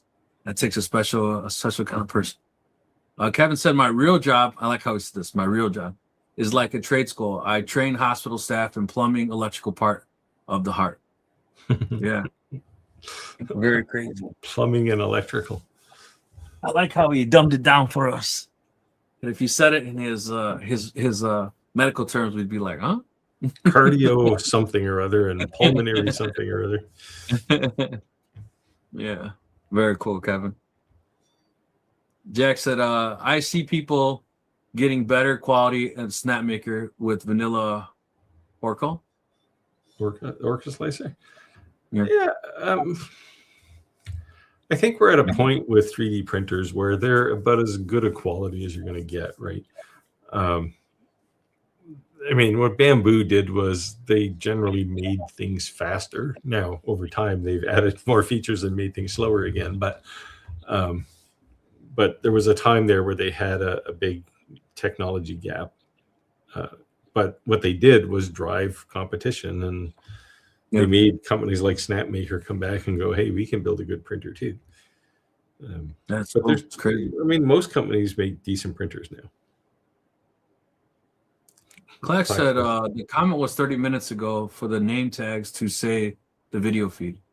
Yeah, Clack, we in your live, you have them like super small auto appear in the bottom right. We choose to share them as we're going through the channel. when you have it auto display, they're so small. As you notice, I'm not even wearing my glasses now because all of a sudden I need bifocals. Grandpa. If it was in a quarter of the screen, a quarter that size, I'd be like this trying to read that comment. So yeah. You're not. You wanna You're like take- Clack's an old retired guy now. You're way younger than he is. Look at Yeah, him. when I went and got my He's at the my peak glasses, of physical condition, and you're blind. these glasses are new. The doctor said they gave me that test to read all at the bottom, and I read everything. And I says, "Can I ask you a question?" He said, "Yeah." I said, "What made you like go way into detail at the bottom? You've never done that before. Is something when you test my eyes say like I'm needing this?" And he said, "No, it's just your age." I'm like, "What do you mean?" He said, "You're gonna get about that age when you're gonna need bifocals." And I said, "So how am I reading? Am I reading okay? Is that normal?" "Oh, you got really great." I said, "So am I gonna notice it getting bad?" He said, "No, you're gonna wake up and you're gonna need them." I was like, I'm like, okay. And about 4 months later, the apps, I'm sitting at a computer. I'm like, why is it so blurry? Are my glasses dirty? And I take my glasses off. I'm like, what? Clean my glasses. Damn it. So I call lens correction. With bifocals, it's when you start looking like this and you're reading down. Yeah. Then you'll remind me of my grandfather. That's what he used to do. So they said Actually, you've I think had my them less father than, has bifocals too. yeah, they said you had them less than a year. If you want, you can take them back and we'll redo your lenses. And I'm like, nah, we'll just worry about that next time. Yeah, I only wear glasses to drive, so it's far away things. Yeah. Ordinary woodworker said, "Does professional slacker count as a career?" That's my ex-wife used to call me. Laugh out loud. Hey, if you're doing financially well enough that you can just slack off and don't have to put a 9 to 5, you're doing something right. So I worked for a very well-known tech company, and they had regulations for everything. Like there was protocol for everything except business cards. So I was like this close to pushing the buy button on a bunch of corporate cards that said work avoidance specialist. It was like, oh, I got to have these, but I just couldn't do it. Yeah. So I say all the time that I love it when our subscribers say inside jokes, because the only way that you would know this joke is if you're a regular subscriber. So Radui said, I didn't even hear you say the name 3 times. I sarcastically said that we have some well-known other names besides ourselves, like the Louisiana hobby guy, Clack, who always tend to join most of our lives. But Clack, if I say Clack's names 3 times, normally he all of a sudden magically appears in the comments because he's working in the background, but he's listening to the live. So Radui's joke is that I didn't say his name 3 times, and Clack commented in the comments. So very funny. Love it, man. Love it. Chris said, I'm waiting for Crowdy printer with different poop bins to sort your waste by filament type. Well, that's different. Yeah, it would be interesting if they had like a gate that would put it into the right bin. Like I find myself, I haven't done it yet because every once in a while I'll print Petchy and it'll end up in the bin, and then I'll take all the purge material and I'll get ready to throw it into the shredder, and then I think, oh, there's some Petchy in here, and I'll have to sift through it and go, oh, this one, that color is Petchy. It would be nice if there was just a thing to say, oh, when I'm injecting this material, it goes in this bin over here as opposed to that bin. It wouldn't be that hard to build. Or just empty it. Well, you're not mixing materials anyways, unless you're using the opposite for a support. Yeah, but look at even your printer, right? Like it's behind that gigantic mass is the chute, right? Like, do you have it going down to a garbage can? I just have the little bin on the back that I have the bin on the back that 3D printed. Yeah. So you got to reach around there and get the thing pulled out, and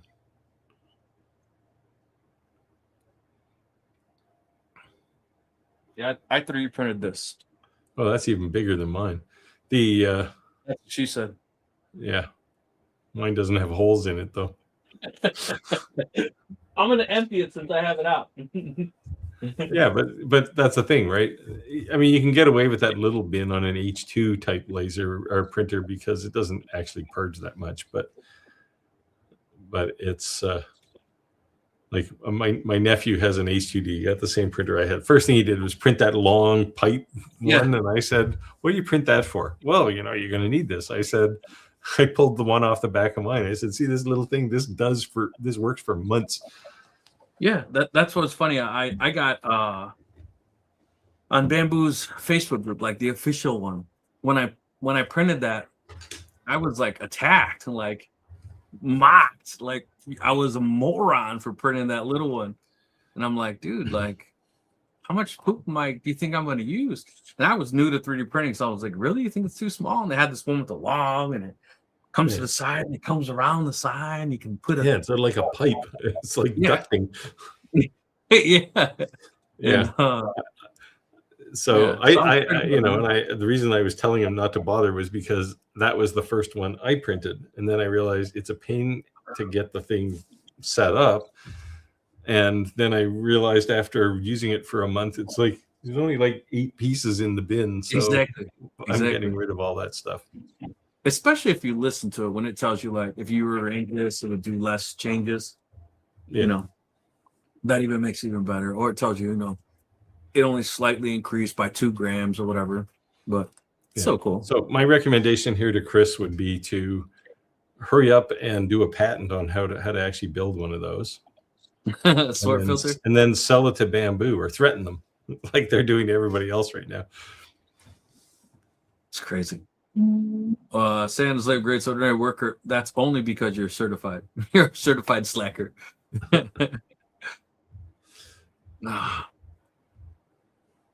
think this is a new name. Mark at GC Heatstroke. Good evening, all. I'm out to dinner. He's going to have to explain that name. Now I'm intrigued. I'm out to dinner with the wife, but I thought I'd check in to say hello. Appreciate you dropping in, brother, and saying hello. Hey. I love the beach scene. I will be in Florida soon. Can't wait. San Jose Grit said, Mark, what is for dinner? You got to know. We got to know. Chris said, I have a master's degree for slacking up, pick up right after the procrastinator meeting last week. Man.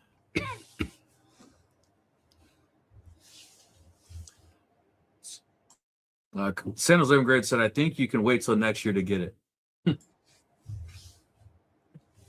All right, Steve, here you go. Tim says, for Steve, if I don't pay my bill, do you send Tony? This was in my recent video on AI generated video. So C-Dance, if you haven't seen C-Dance for AI video generation, man, the thing is amazing. C-Dance? C-Dance, S-E-E dance. They just come out with a new version of it, and it's like in there I have in that video I did two pictures of it. They're actually our dogs, two little chihuahuas, and they're boxing. And I showed one with C-Dance, which looks like it was recorded video, and the other one was only a couple months old from the latest technology. And it's like, yeah, okay, I can clearly see that's AI generated. Yeah. My wife didn't like that one dog was punching the other one in the nose, but yeah, it'll be 15 years from now, and we'll still be going back and laughing at the Will Smith video, right? Eating the spaghetti. Eating spaghetti, yeah. Yeah, it was just horrible, but it was still cool at the same time. Anyway, in this video, I decided it was time to tell people to subscribe. So I did like Tony Roma kind of mafia thing, like, hey, you're watching my videos, how about hitting that subscribe button? Because I'll send Tony over to, and he crushes a coaster in his hand. And it would be a shame if something happened to your laser. Oh, nice. I didn't see this one. That's cool. I have to check it out. Now you got to post that in the Facebook group. So yeah, it was just to have a little fun. Yeah, you got to post that in the Facebook group. That's funny. TTC 1940 said, I had to step away. Steve, you're right. I'm using the welder in conjunction with your UV printer. Are you going to use a welder? Probably. there are definitely, so I actually have a project that I have to get done. What's the date? The 13th. I have like 15 days to do it. That will certainly involve metal fab for cutting something out, and then I probably will use some UV layering. A lot of interest in the metal fab. You see them calling the question. So I yeah, think a lot I'm of people, actually, I mean, like I we think all you're know, going to the have a thing lot is more stupid questions. expensive, but Yeah.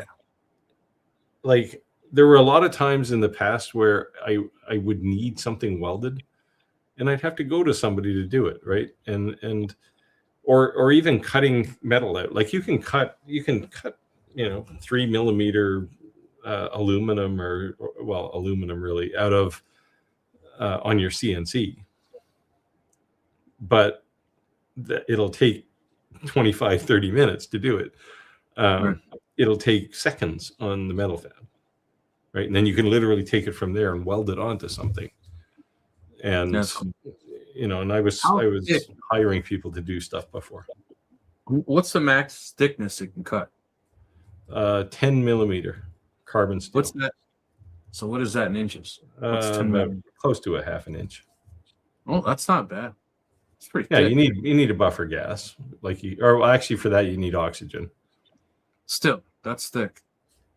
Yeah, Which I'm going to get. I have argon now for welding, which I haven't turned on yet because I haven't had a free second. But I'm also going to get some oxygen for doing steel, cutting steel, because it just makes it look like it was hacksawed.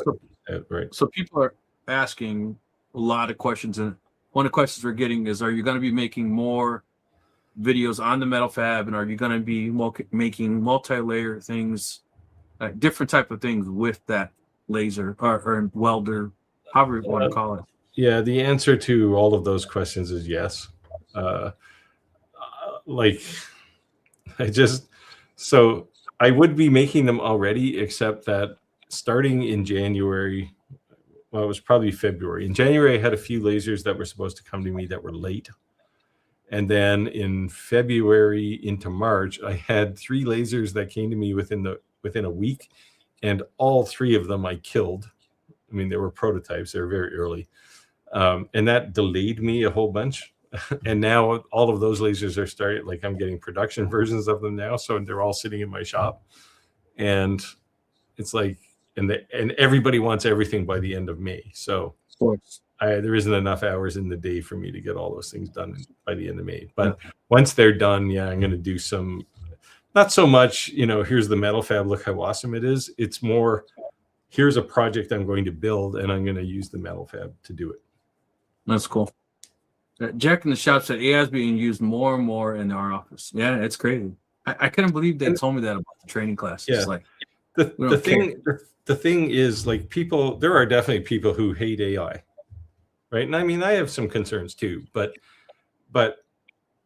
a lot of these people, first of all, they think everything is AI, and in fact, half of what they think is AI isn't. But then they completely miss things that are.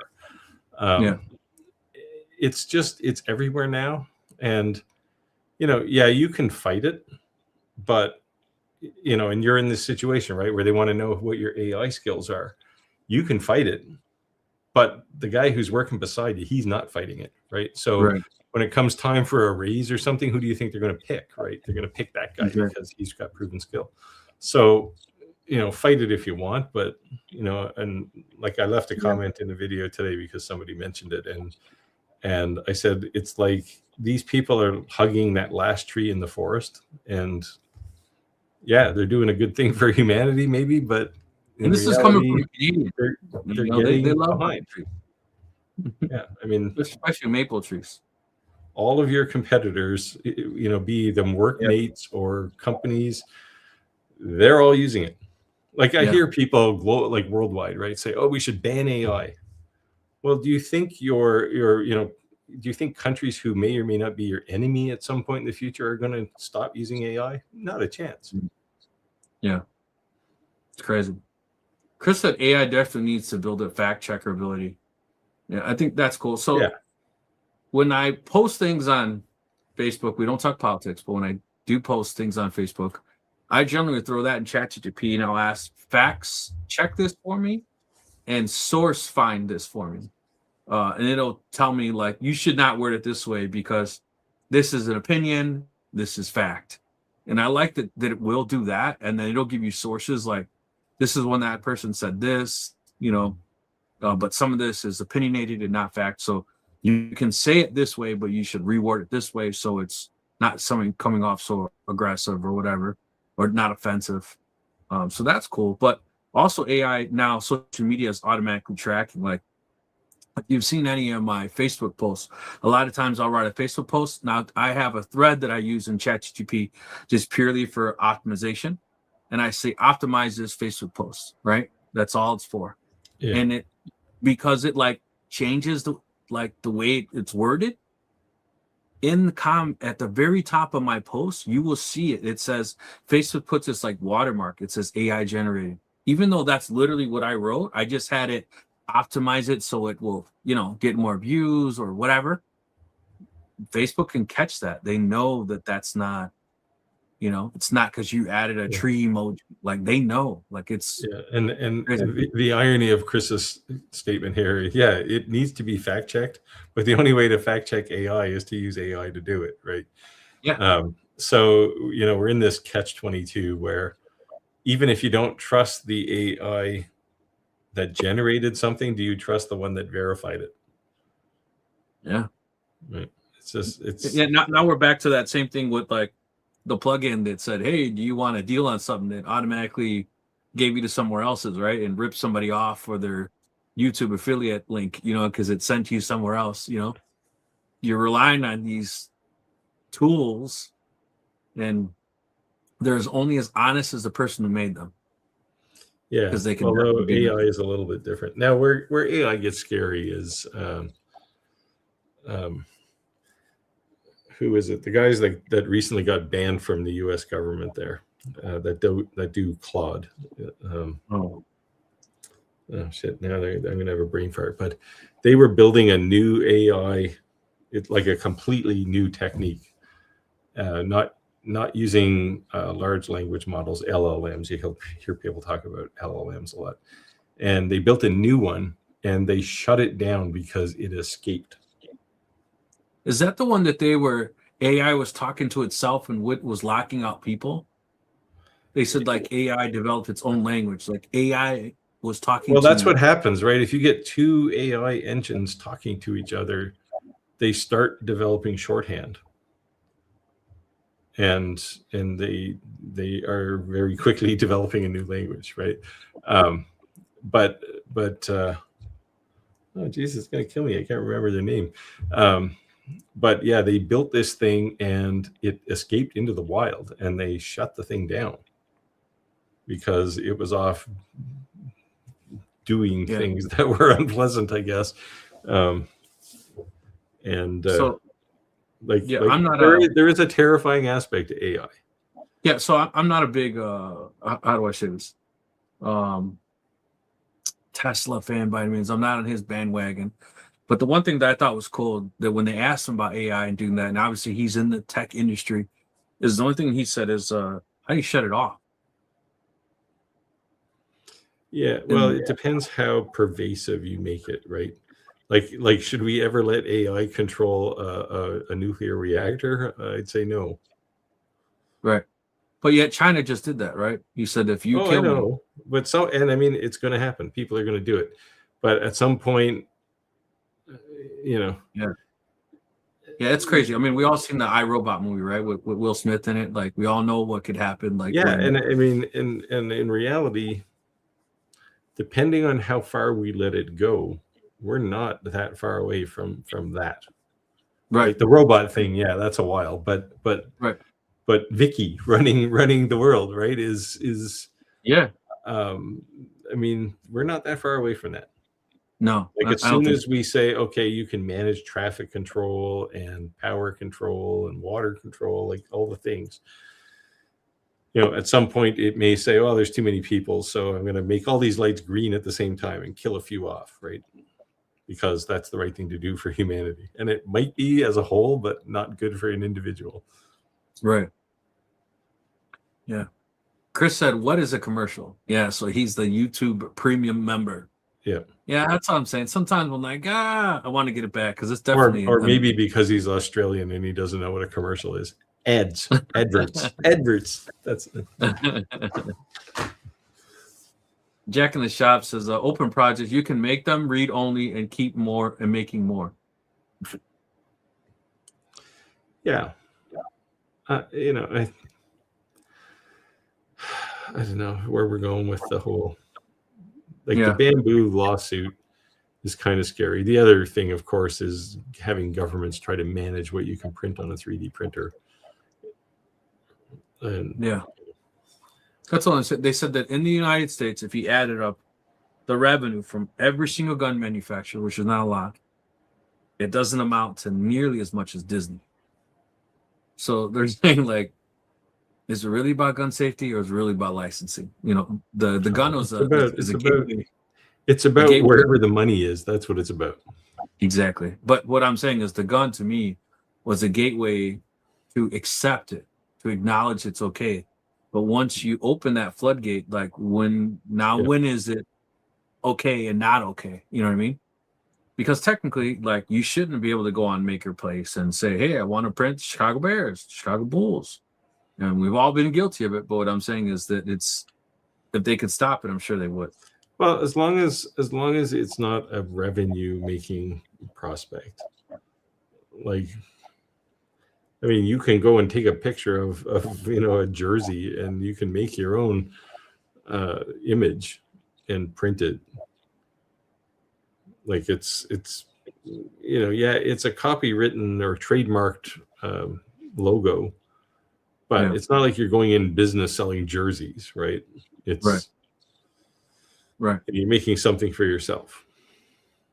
Now, as soon as you start selling it, then it's a different issue. Right. Now you're making profit off of someone else's intellectual property. So, Clack said, "Just listening, working." Yep. Right. Who said your legal department wants you to multitask? That's exactly what they said. They said that things that are repetitive tasks that they want us to create AI generated. I mean, they actually we have a huge software department and an analytics department. Any task that is repetitive tasks, they want to create tools that you don't do them anymore. I mean, to the point that, like, they look at an org chart on your email and sort of importance on who it comes from, because you got 368 emails today. Come on, you know what I mean? You're in 6 hours of meetings. You got 360. Like, at some point, you got to be reasonable. You know what I mean? You're one person. But where it gets dumb is, like, you may set up an agentic AI to do your email, right? And it automatically responds to somebody. And they may also have an AI agent running their email that's automatically reading it. And at some point, you and the person who wanted to send you the thing in the first place have lost context. Yes. Right. And, this is, if you go back to the 50s where every manager had a secretary, right? We don't have even secretaries anymore. It would be, well, I have to ask my secretary. Well, it'll be the same thing. I have to ask my AI what the hell it told, what it committed on my behalf. So Steve, I'm laughing at what you said, because I recently created a thread in ChatGPT, and I says, ChatGPT, based off my 2025 media kit, based off the hits, the views that I'm getting, and as these companies approach me for deals, make me negotiate of my value of that, the content or what I bring to the table. And now when I take this email from them and I put it in there, it automatically creates this, like, how I should negotiate, what I should charge, all these things going back and forth. And I've been using it. And it was funny is that I noticed ChatGPT or they like to use hyphens a lot, like between two words. There's certain things, the way they write things, like it's like a flat right away, that's AI, right? Even not just because it's well written, just certain things the way it does. But anyways, so I send this AI generated script that says, like, this is what I would agree to in terms of your contract, right? And they send it back and forth. And so exactly what you just said, 3 times back and forth, it's AI to AI. And finally I reply with like a 3 sentence, like, okay, sounds good. How do we move forward? And I get like a 3 sentence back. Okay, can I call you? Yeah. The last couple of contracts I've looked at were clearly AI generated. Yes. And it's like non-disclosure agreements, and it's like, okay, who wrote this? Because there's a bunch of stuff in here that no lawyer would ever say. Right. And so I pushed back a few times, and it's like, oh, okay, we're going to erase that. We'll eliminate that. And it's like, yeah, because AI wrote this, didn't it? Yeah. Jack said, as far as 3D, I started with Fusion. I used FreeCAD over years. FreeCAD is a lot better now than it has the last year. Yeah, they've grown it a lot in the last little while. Chris said, for most softwares, 80-20 rule applies. 80% of people, 20% of function available. Yeah, there you go. That's exactly what I'm saying. I'm opening the software that I'm using, and as a noob, I'm like, what the hell is all this? You know? Yeah. Regular software is normal. Now, I did have it wasn't a bad experience, but it was a bit unnerving when I like most YouTubers, I get ChatGPT to help clean up my video outlines and stuff, right? And it came back and it said you should change this piece of your outline because in this video that you did it this way, and let's be consistent. And the thing was, it was a video I did like 3 years ago before I ever used ChatGPT. So it's like, what the hell? Like, did you go and look at my entire channel? Like, do you have like scripts for all my videos? That's something to do with my style. Like your presentation style isn't this way, so let's change it to this because you used it in this other video. Yeah, that's what I'm telling. When I was asking some of those questions about negotiation, my wife says, "Aren't you worried this thing knows too much about you? Like, that's weird." Because it was saying kind of what you're saying. She's like, "That's weird, Rick. I think you should stop using it." And I'm like, I'm not going to stop using it. You know, it's like, what? Yeah, I mean, for the mundane tasks, like just just for me to go, here's an outline I want to do for a video, clean it up for me. Right. It's really good for that kind of stuff, just because it makes things better. But yeah, Clack says Vectric has tons of free videos. Yeah, they do. Kevin said, anyone use Vectric user groups? Anyone going to use Vectric user groups in Nashville? I'm sure Andy's going. Andy Bird. Say hi to him if you see him. Oh, there you go. Yeah. Andy. Chris said, gotta run, catch you guys on replay. Got diabetes appointment. Take care of yourself, brother.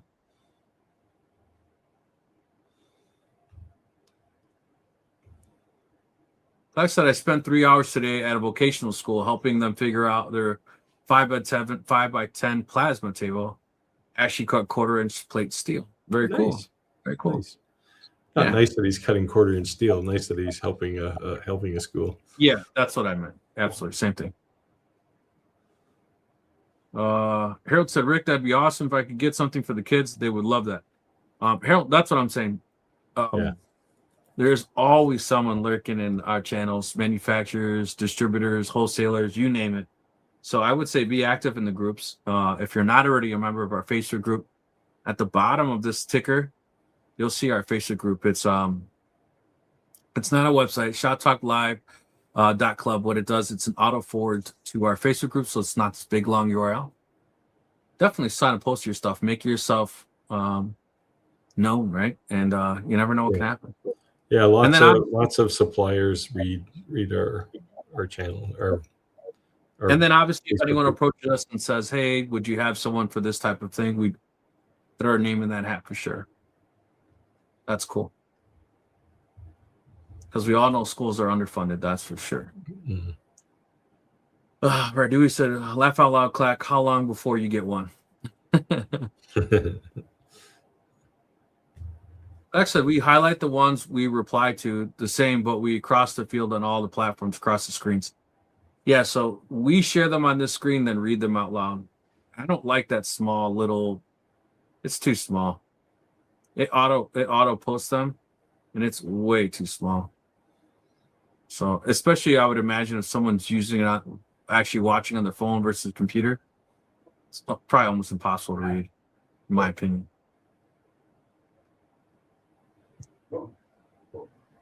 Clack said, I don't have a room or flame resistant location, maybe Clack 2. Yeah, You just put up some RF blanket. I thought Clack was building an all new building there, work center.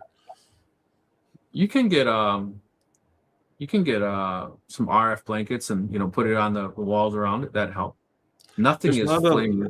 I mean, if you're welding, yeah, you want a welding table of some sort with a back on it so that any sparks that are flying or reflections get picked up. But the CNC doesn't really make. I mean, it's all enclosed, right? So you can do CNC stuff anywhere. Yeah, and nothing's fire resistant. Let's say fireproof. It's fire resistant, right? A consistent flame would still be on fire, but it won't smolder if it hits it and goes away. Yeah, I mean, it's relatively. I mean, I'll say it's relatively safe from a fire perspective. Its reflections are always bad with lasers because you don't know once the thing hits the material, where is it bouncing after that? You got to be careful with that on laser welders, but you put it in a box, basically, you're okay. Empire Laser Creation said, how many people actually make full-time income from their laser or printers? I do not. Well, it depends what you mean full-time income. If I'm, do I make as much as I was making when I was working in the real world? No, not a fraction of it, but I make enough I could survive on it if I needed to. Right, but not you're at the from YouTube, but just from all the work that I do. Right, but you're at the point in your life, Steve, that you're enjoying your retirement, and the side hustle is just extra cash that comes in handy. Well, it's not even the cash. Like I don't. I mean, the money. It's money, right? But right. But what I'm saying is, what it does is keeps me off the couch, right? Like, yeah, I get to do something that I enjoy and keeps me active. Yeah. People say that to me all the time. Well, Rick, if you focused on this more, you could make. And I'm not saying that eventually you could, and I'm not saying it's not possible, but I make a fairly decent living. Like, I'd have to really dump out some stuff to make. But to me, it's great. Like, hey, I'm the guy with the mattress money, right? And it always comes in handy when the water heater goes out and the furnace takes a crap and the AC does something and the holes in the roof. You want to go on vacation, you need new tires, right? There's just always something. Daughter's getting ready to go to college. I like it as a secondary income that just always seems to come in handy. I'll tell you that. Sometimes it's the expense. Steve said earlier in the live, people say you get all these things for free. I get in those arguments with my wife all the time because a new something shows up. And guess what? Even though that something is free, the something that goes along with it is not. Right? Yes. Yeah. It's attached to a contract usually. Right. Well, then you need blanks and you need an exhaust and you need this and you need that and you need, Yeah. I mean, as far as like for YouTube stuff, anything I make on YouTube is just plowed back in for materials and things, right? So I don't, YouTube is not a money maker for me. It's the thing I enjoy because you get to help people and you get to meet lots of manufacturers. And like I did a kind of a design review for a company this week where I just basically got to see some of their design docs and shoot holes in them as part of consulting stuff that I do. And that's a lot of fun. It's kind of neat to see what people are working on and comment on it. So yeah, that stuff is I make more money off of for sure. But yeah, and I still make only 10% of what I was making in the real world, but I enjoy waking up in the morning. Yeah, and the thing is too is that like I'll do a video on a laser. I'll meet all the requirements of the manufacturer, but that to me is like a honey-do list, right? It's the video after that's out the way that, hey, I made this coaster. Hey, I made this. That's the video I actually enjoy doing, right? But I have to fill my obligation. I did the review on the laser itself. I did the review on the 3D printer itself. Now the things I'm making with it, those are honestly the videos I actually really enjoy doing. Yeah, like this is why I probably won't do a formal review of the metal fab, because like, you know, there's 100 of them out there already. So what am I going to say that's significantly different? Yeah, it's awesome. It makes light and it cuts things, right? Like, Yeah. Who cares? What can you actually do with it? That's probably more interesting to people. So. Dave said, does anyone have a do's, don'ts using CNCs to cut material and lasers to add stuff? To cut out material and lasers to add stuff. Alignment, unless your laser is attached to your CNC, alignment can be tricky. Yeah. But I personally wouldn't attach a laser to a CNC. Yeah. The only reason I say the whole having this huge big CNC and putting a laser on it's cool because you have this huge workspace of the seat of a laser that you could laser something really big. But chances are that same material, if your laser if it's laserable to cut through, you could definitely cut through with a CNC. And to me, a CNC is a lot less costs a lot less than a CNC. So if you had same size tables next to each other, and this CNC is being used as a laser when it could be being used as a CNC, you'd probably make more money for that same size table being used as a CNC versus a laser. That's just my opinion. I think it's cool. And if it was down to like, hey, it's a $400 option and I don't own a laser, okay. You know, it's your first entry level. But like we always say in all of our lives, like you're going to start purposing something, even when you have lasers. You're going to start dedicating. When you only have one, you're just making it work. But having one's like having none. And you're going to start collecting more and more. It's like an addiction. And you will have things that are for particular usage. Right? Am I wrong or right? No, that's how things work. Like take especially the addiction part. But you know, you look at the machine and say, how can I use this to make the most money? Yes. Right. And if it's a CNC, putting a laser on it, you're not going to make the most money with a laser. You're going to make the most money as a CNC. So just leave it like that. I mean, I have bigger concerns about putting lasers on CNCs, in part because the spoil board is made of wood. Yeah. Right. So, you know, last thing you want is a fire caused by some, you know, misconfigured laser that's sitting there burning a hole in your MDF that's already been beat up by a tool bit, so it's already probably pretty powdery and ready to go, right? More fire retardant, yeah. But I would also agree that an idle tool doesn't make any money.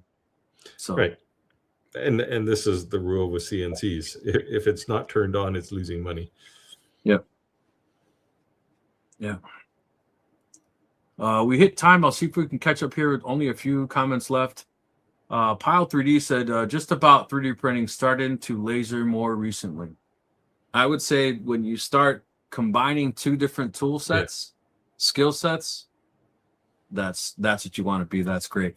And when you can master a skill set and have more than one machine running, like the CNC is doing its thing, the 3D printer is doing its thing, the laser is doing its thing, that's when the revenue really starts kicking in. Because I think when you're first learning a skill set, you pump the brakes on other things because you home in on focusing your skill set on learning a new skill set. Steve, would you kind of agree? Yeah, I think, you know, and this is the conversation I had recently about the Creality extruder, like to make filament. Because people say, well, it takes a whole bunch of time. No, it takes like 5 minutes. You get the thing hot, you wrap it on the spool, you push the start button, and off you go, right? You go and do something else. And so it doesn't actually take that much time. And that's good, right? You want to scale, because while it's making new filament, I can be 3D printing something, or I can be doing a laser or CNC project. So, you know, you got to keep thinking of those things. And the other thing is you want to make sure, from a value perspective or value to customer, you want to make sure that you're using lots of different tools. Because if your only tool is a laser, well, that puts you in a category with about 3 million other people. So, you know, anything you make is, you know, a bunch of other people can also make, and you can't make any money off of it because there's lots of competition. So, if you 3D print, say, just some flat plate, and you take it over to your UV printer and engrave something on it, or your UV laser, and then maybe a UV printer to print something color on it. Well, there's not many people who can do that. Exactly. Right. A lot fewer. Yeah.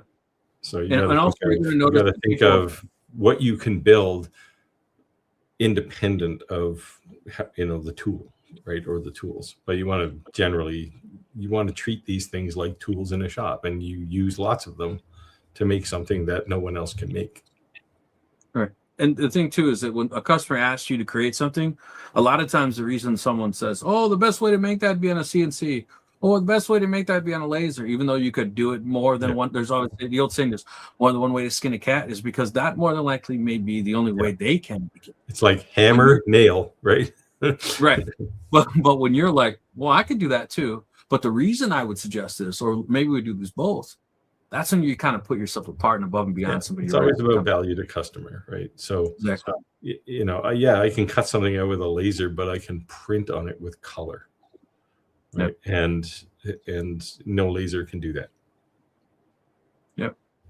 Or I'm not saying anyone bad to start out with a jigsaw, and they're doing it by hand, and somebody cuts with a laser and it's perfect versus, it's kind of looks good.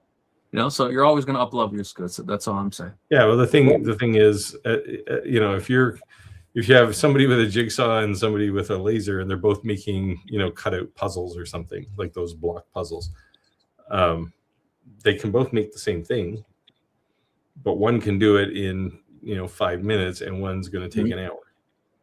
But you got to start somewhere too, so that's something to be said. No, yeah, you got to. I mean, if you don't have one, then you can't make it, right? So you got to pick one of those and build yourself up. It can be a slow process to bootstrap yourself. Yeah. So the bottom of the line of the story is, don't try to keep up with the Joneses. Don't try to compete with someone else. Create something that you're passionate about. Don't follow fads. It's okay to follow trends. And what I mean by that is like holidays, things like that. But if you're not passionate about something, you're just making because that Steve's made it. He's made a lot of money. I'm going to make that too. But you don't have passion behind it. You're going to fall out of that passion because most cases it doesn't happen overnight. You're going to have to burn the midnight oil a lot. So if you're passionate about it, you're going to be more consistent on really going for that, goal. That'd be my advice. There's no get rich, get quick schemes. It's hard work no matter what you do.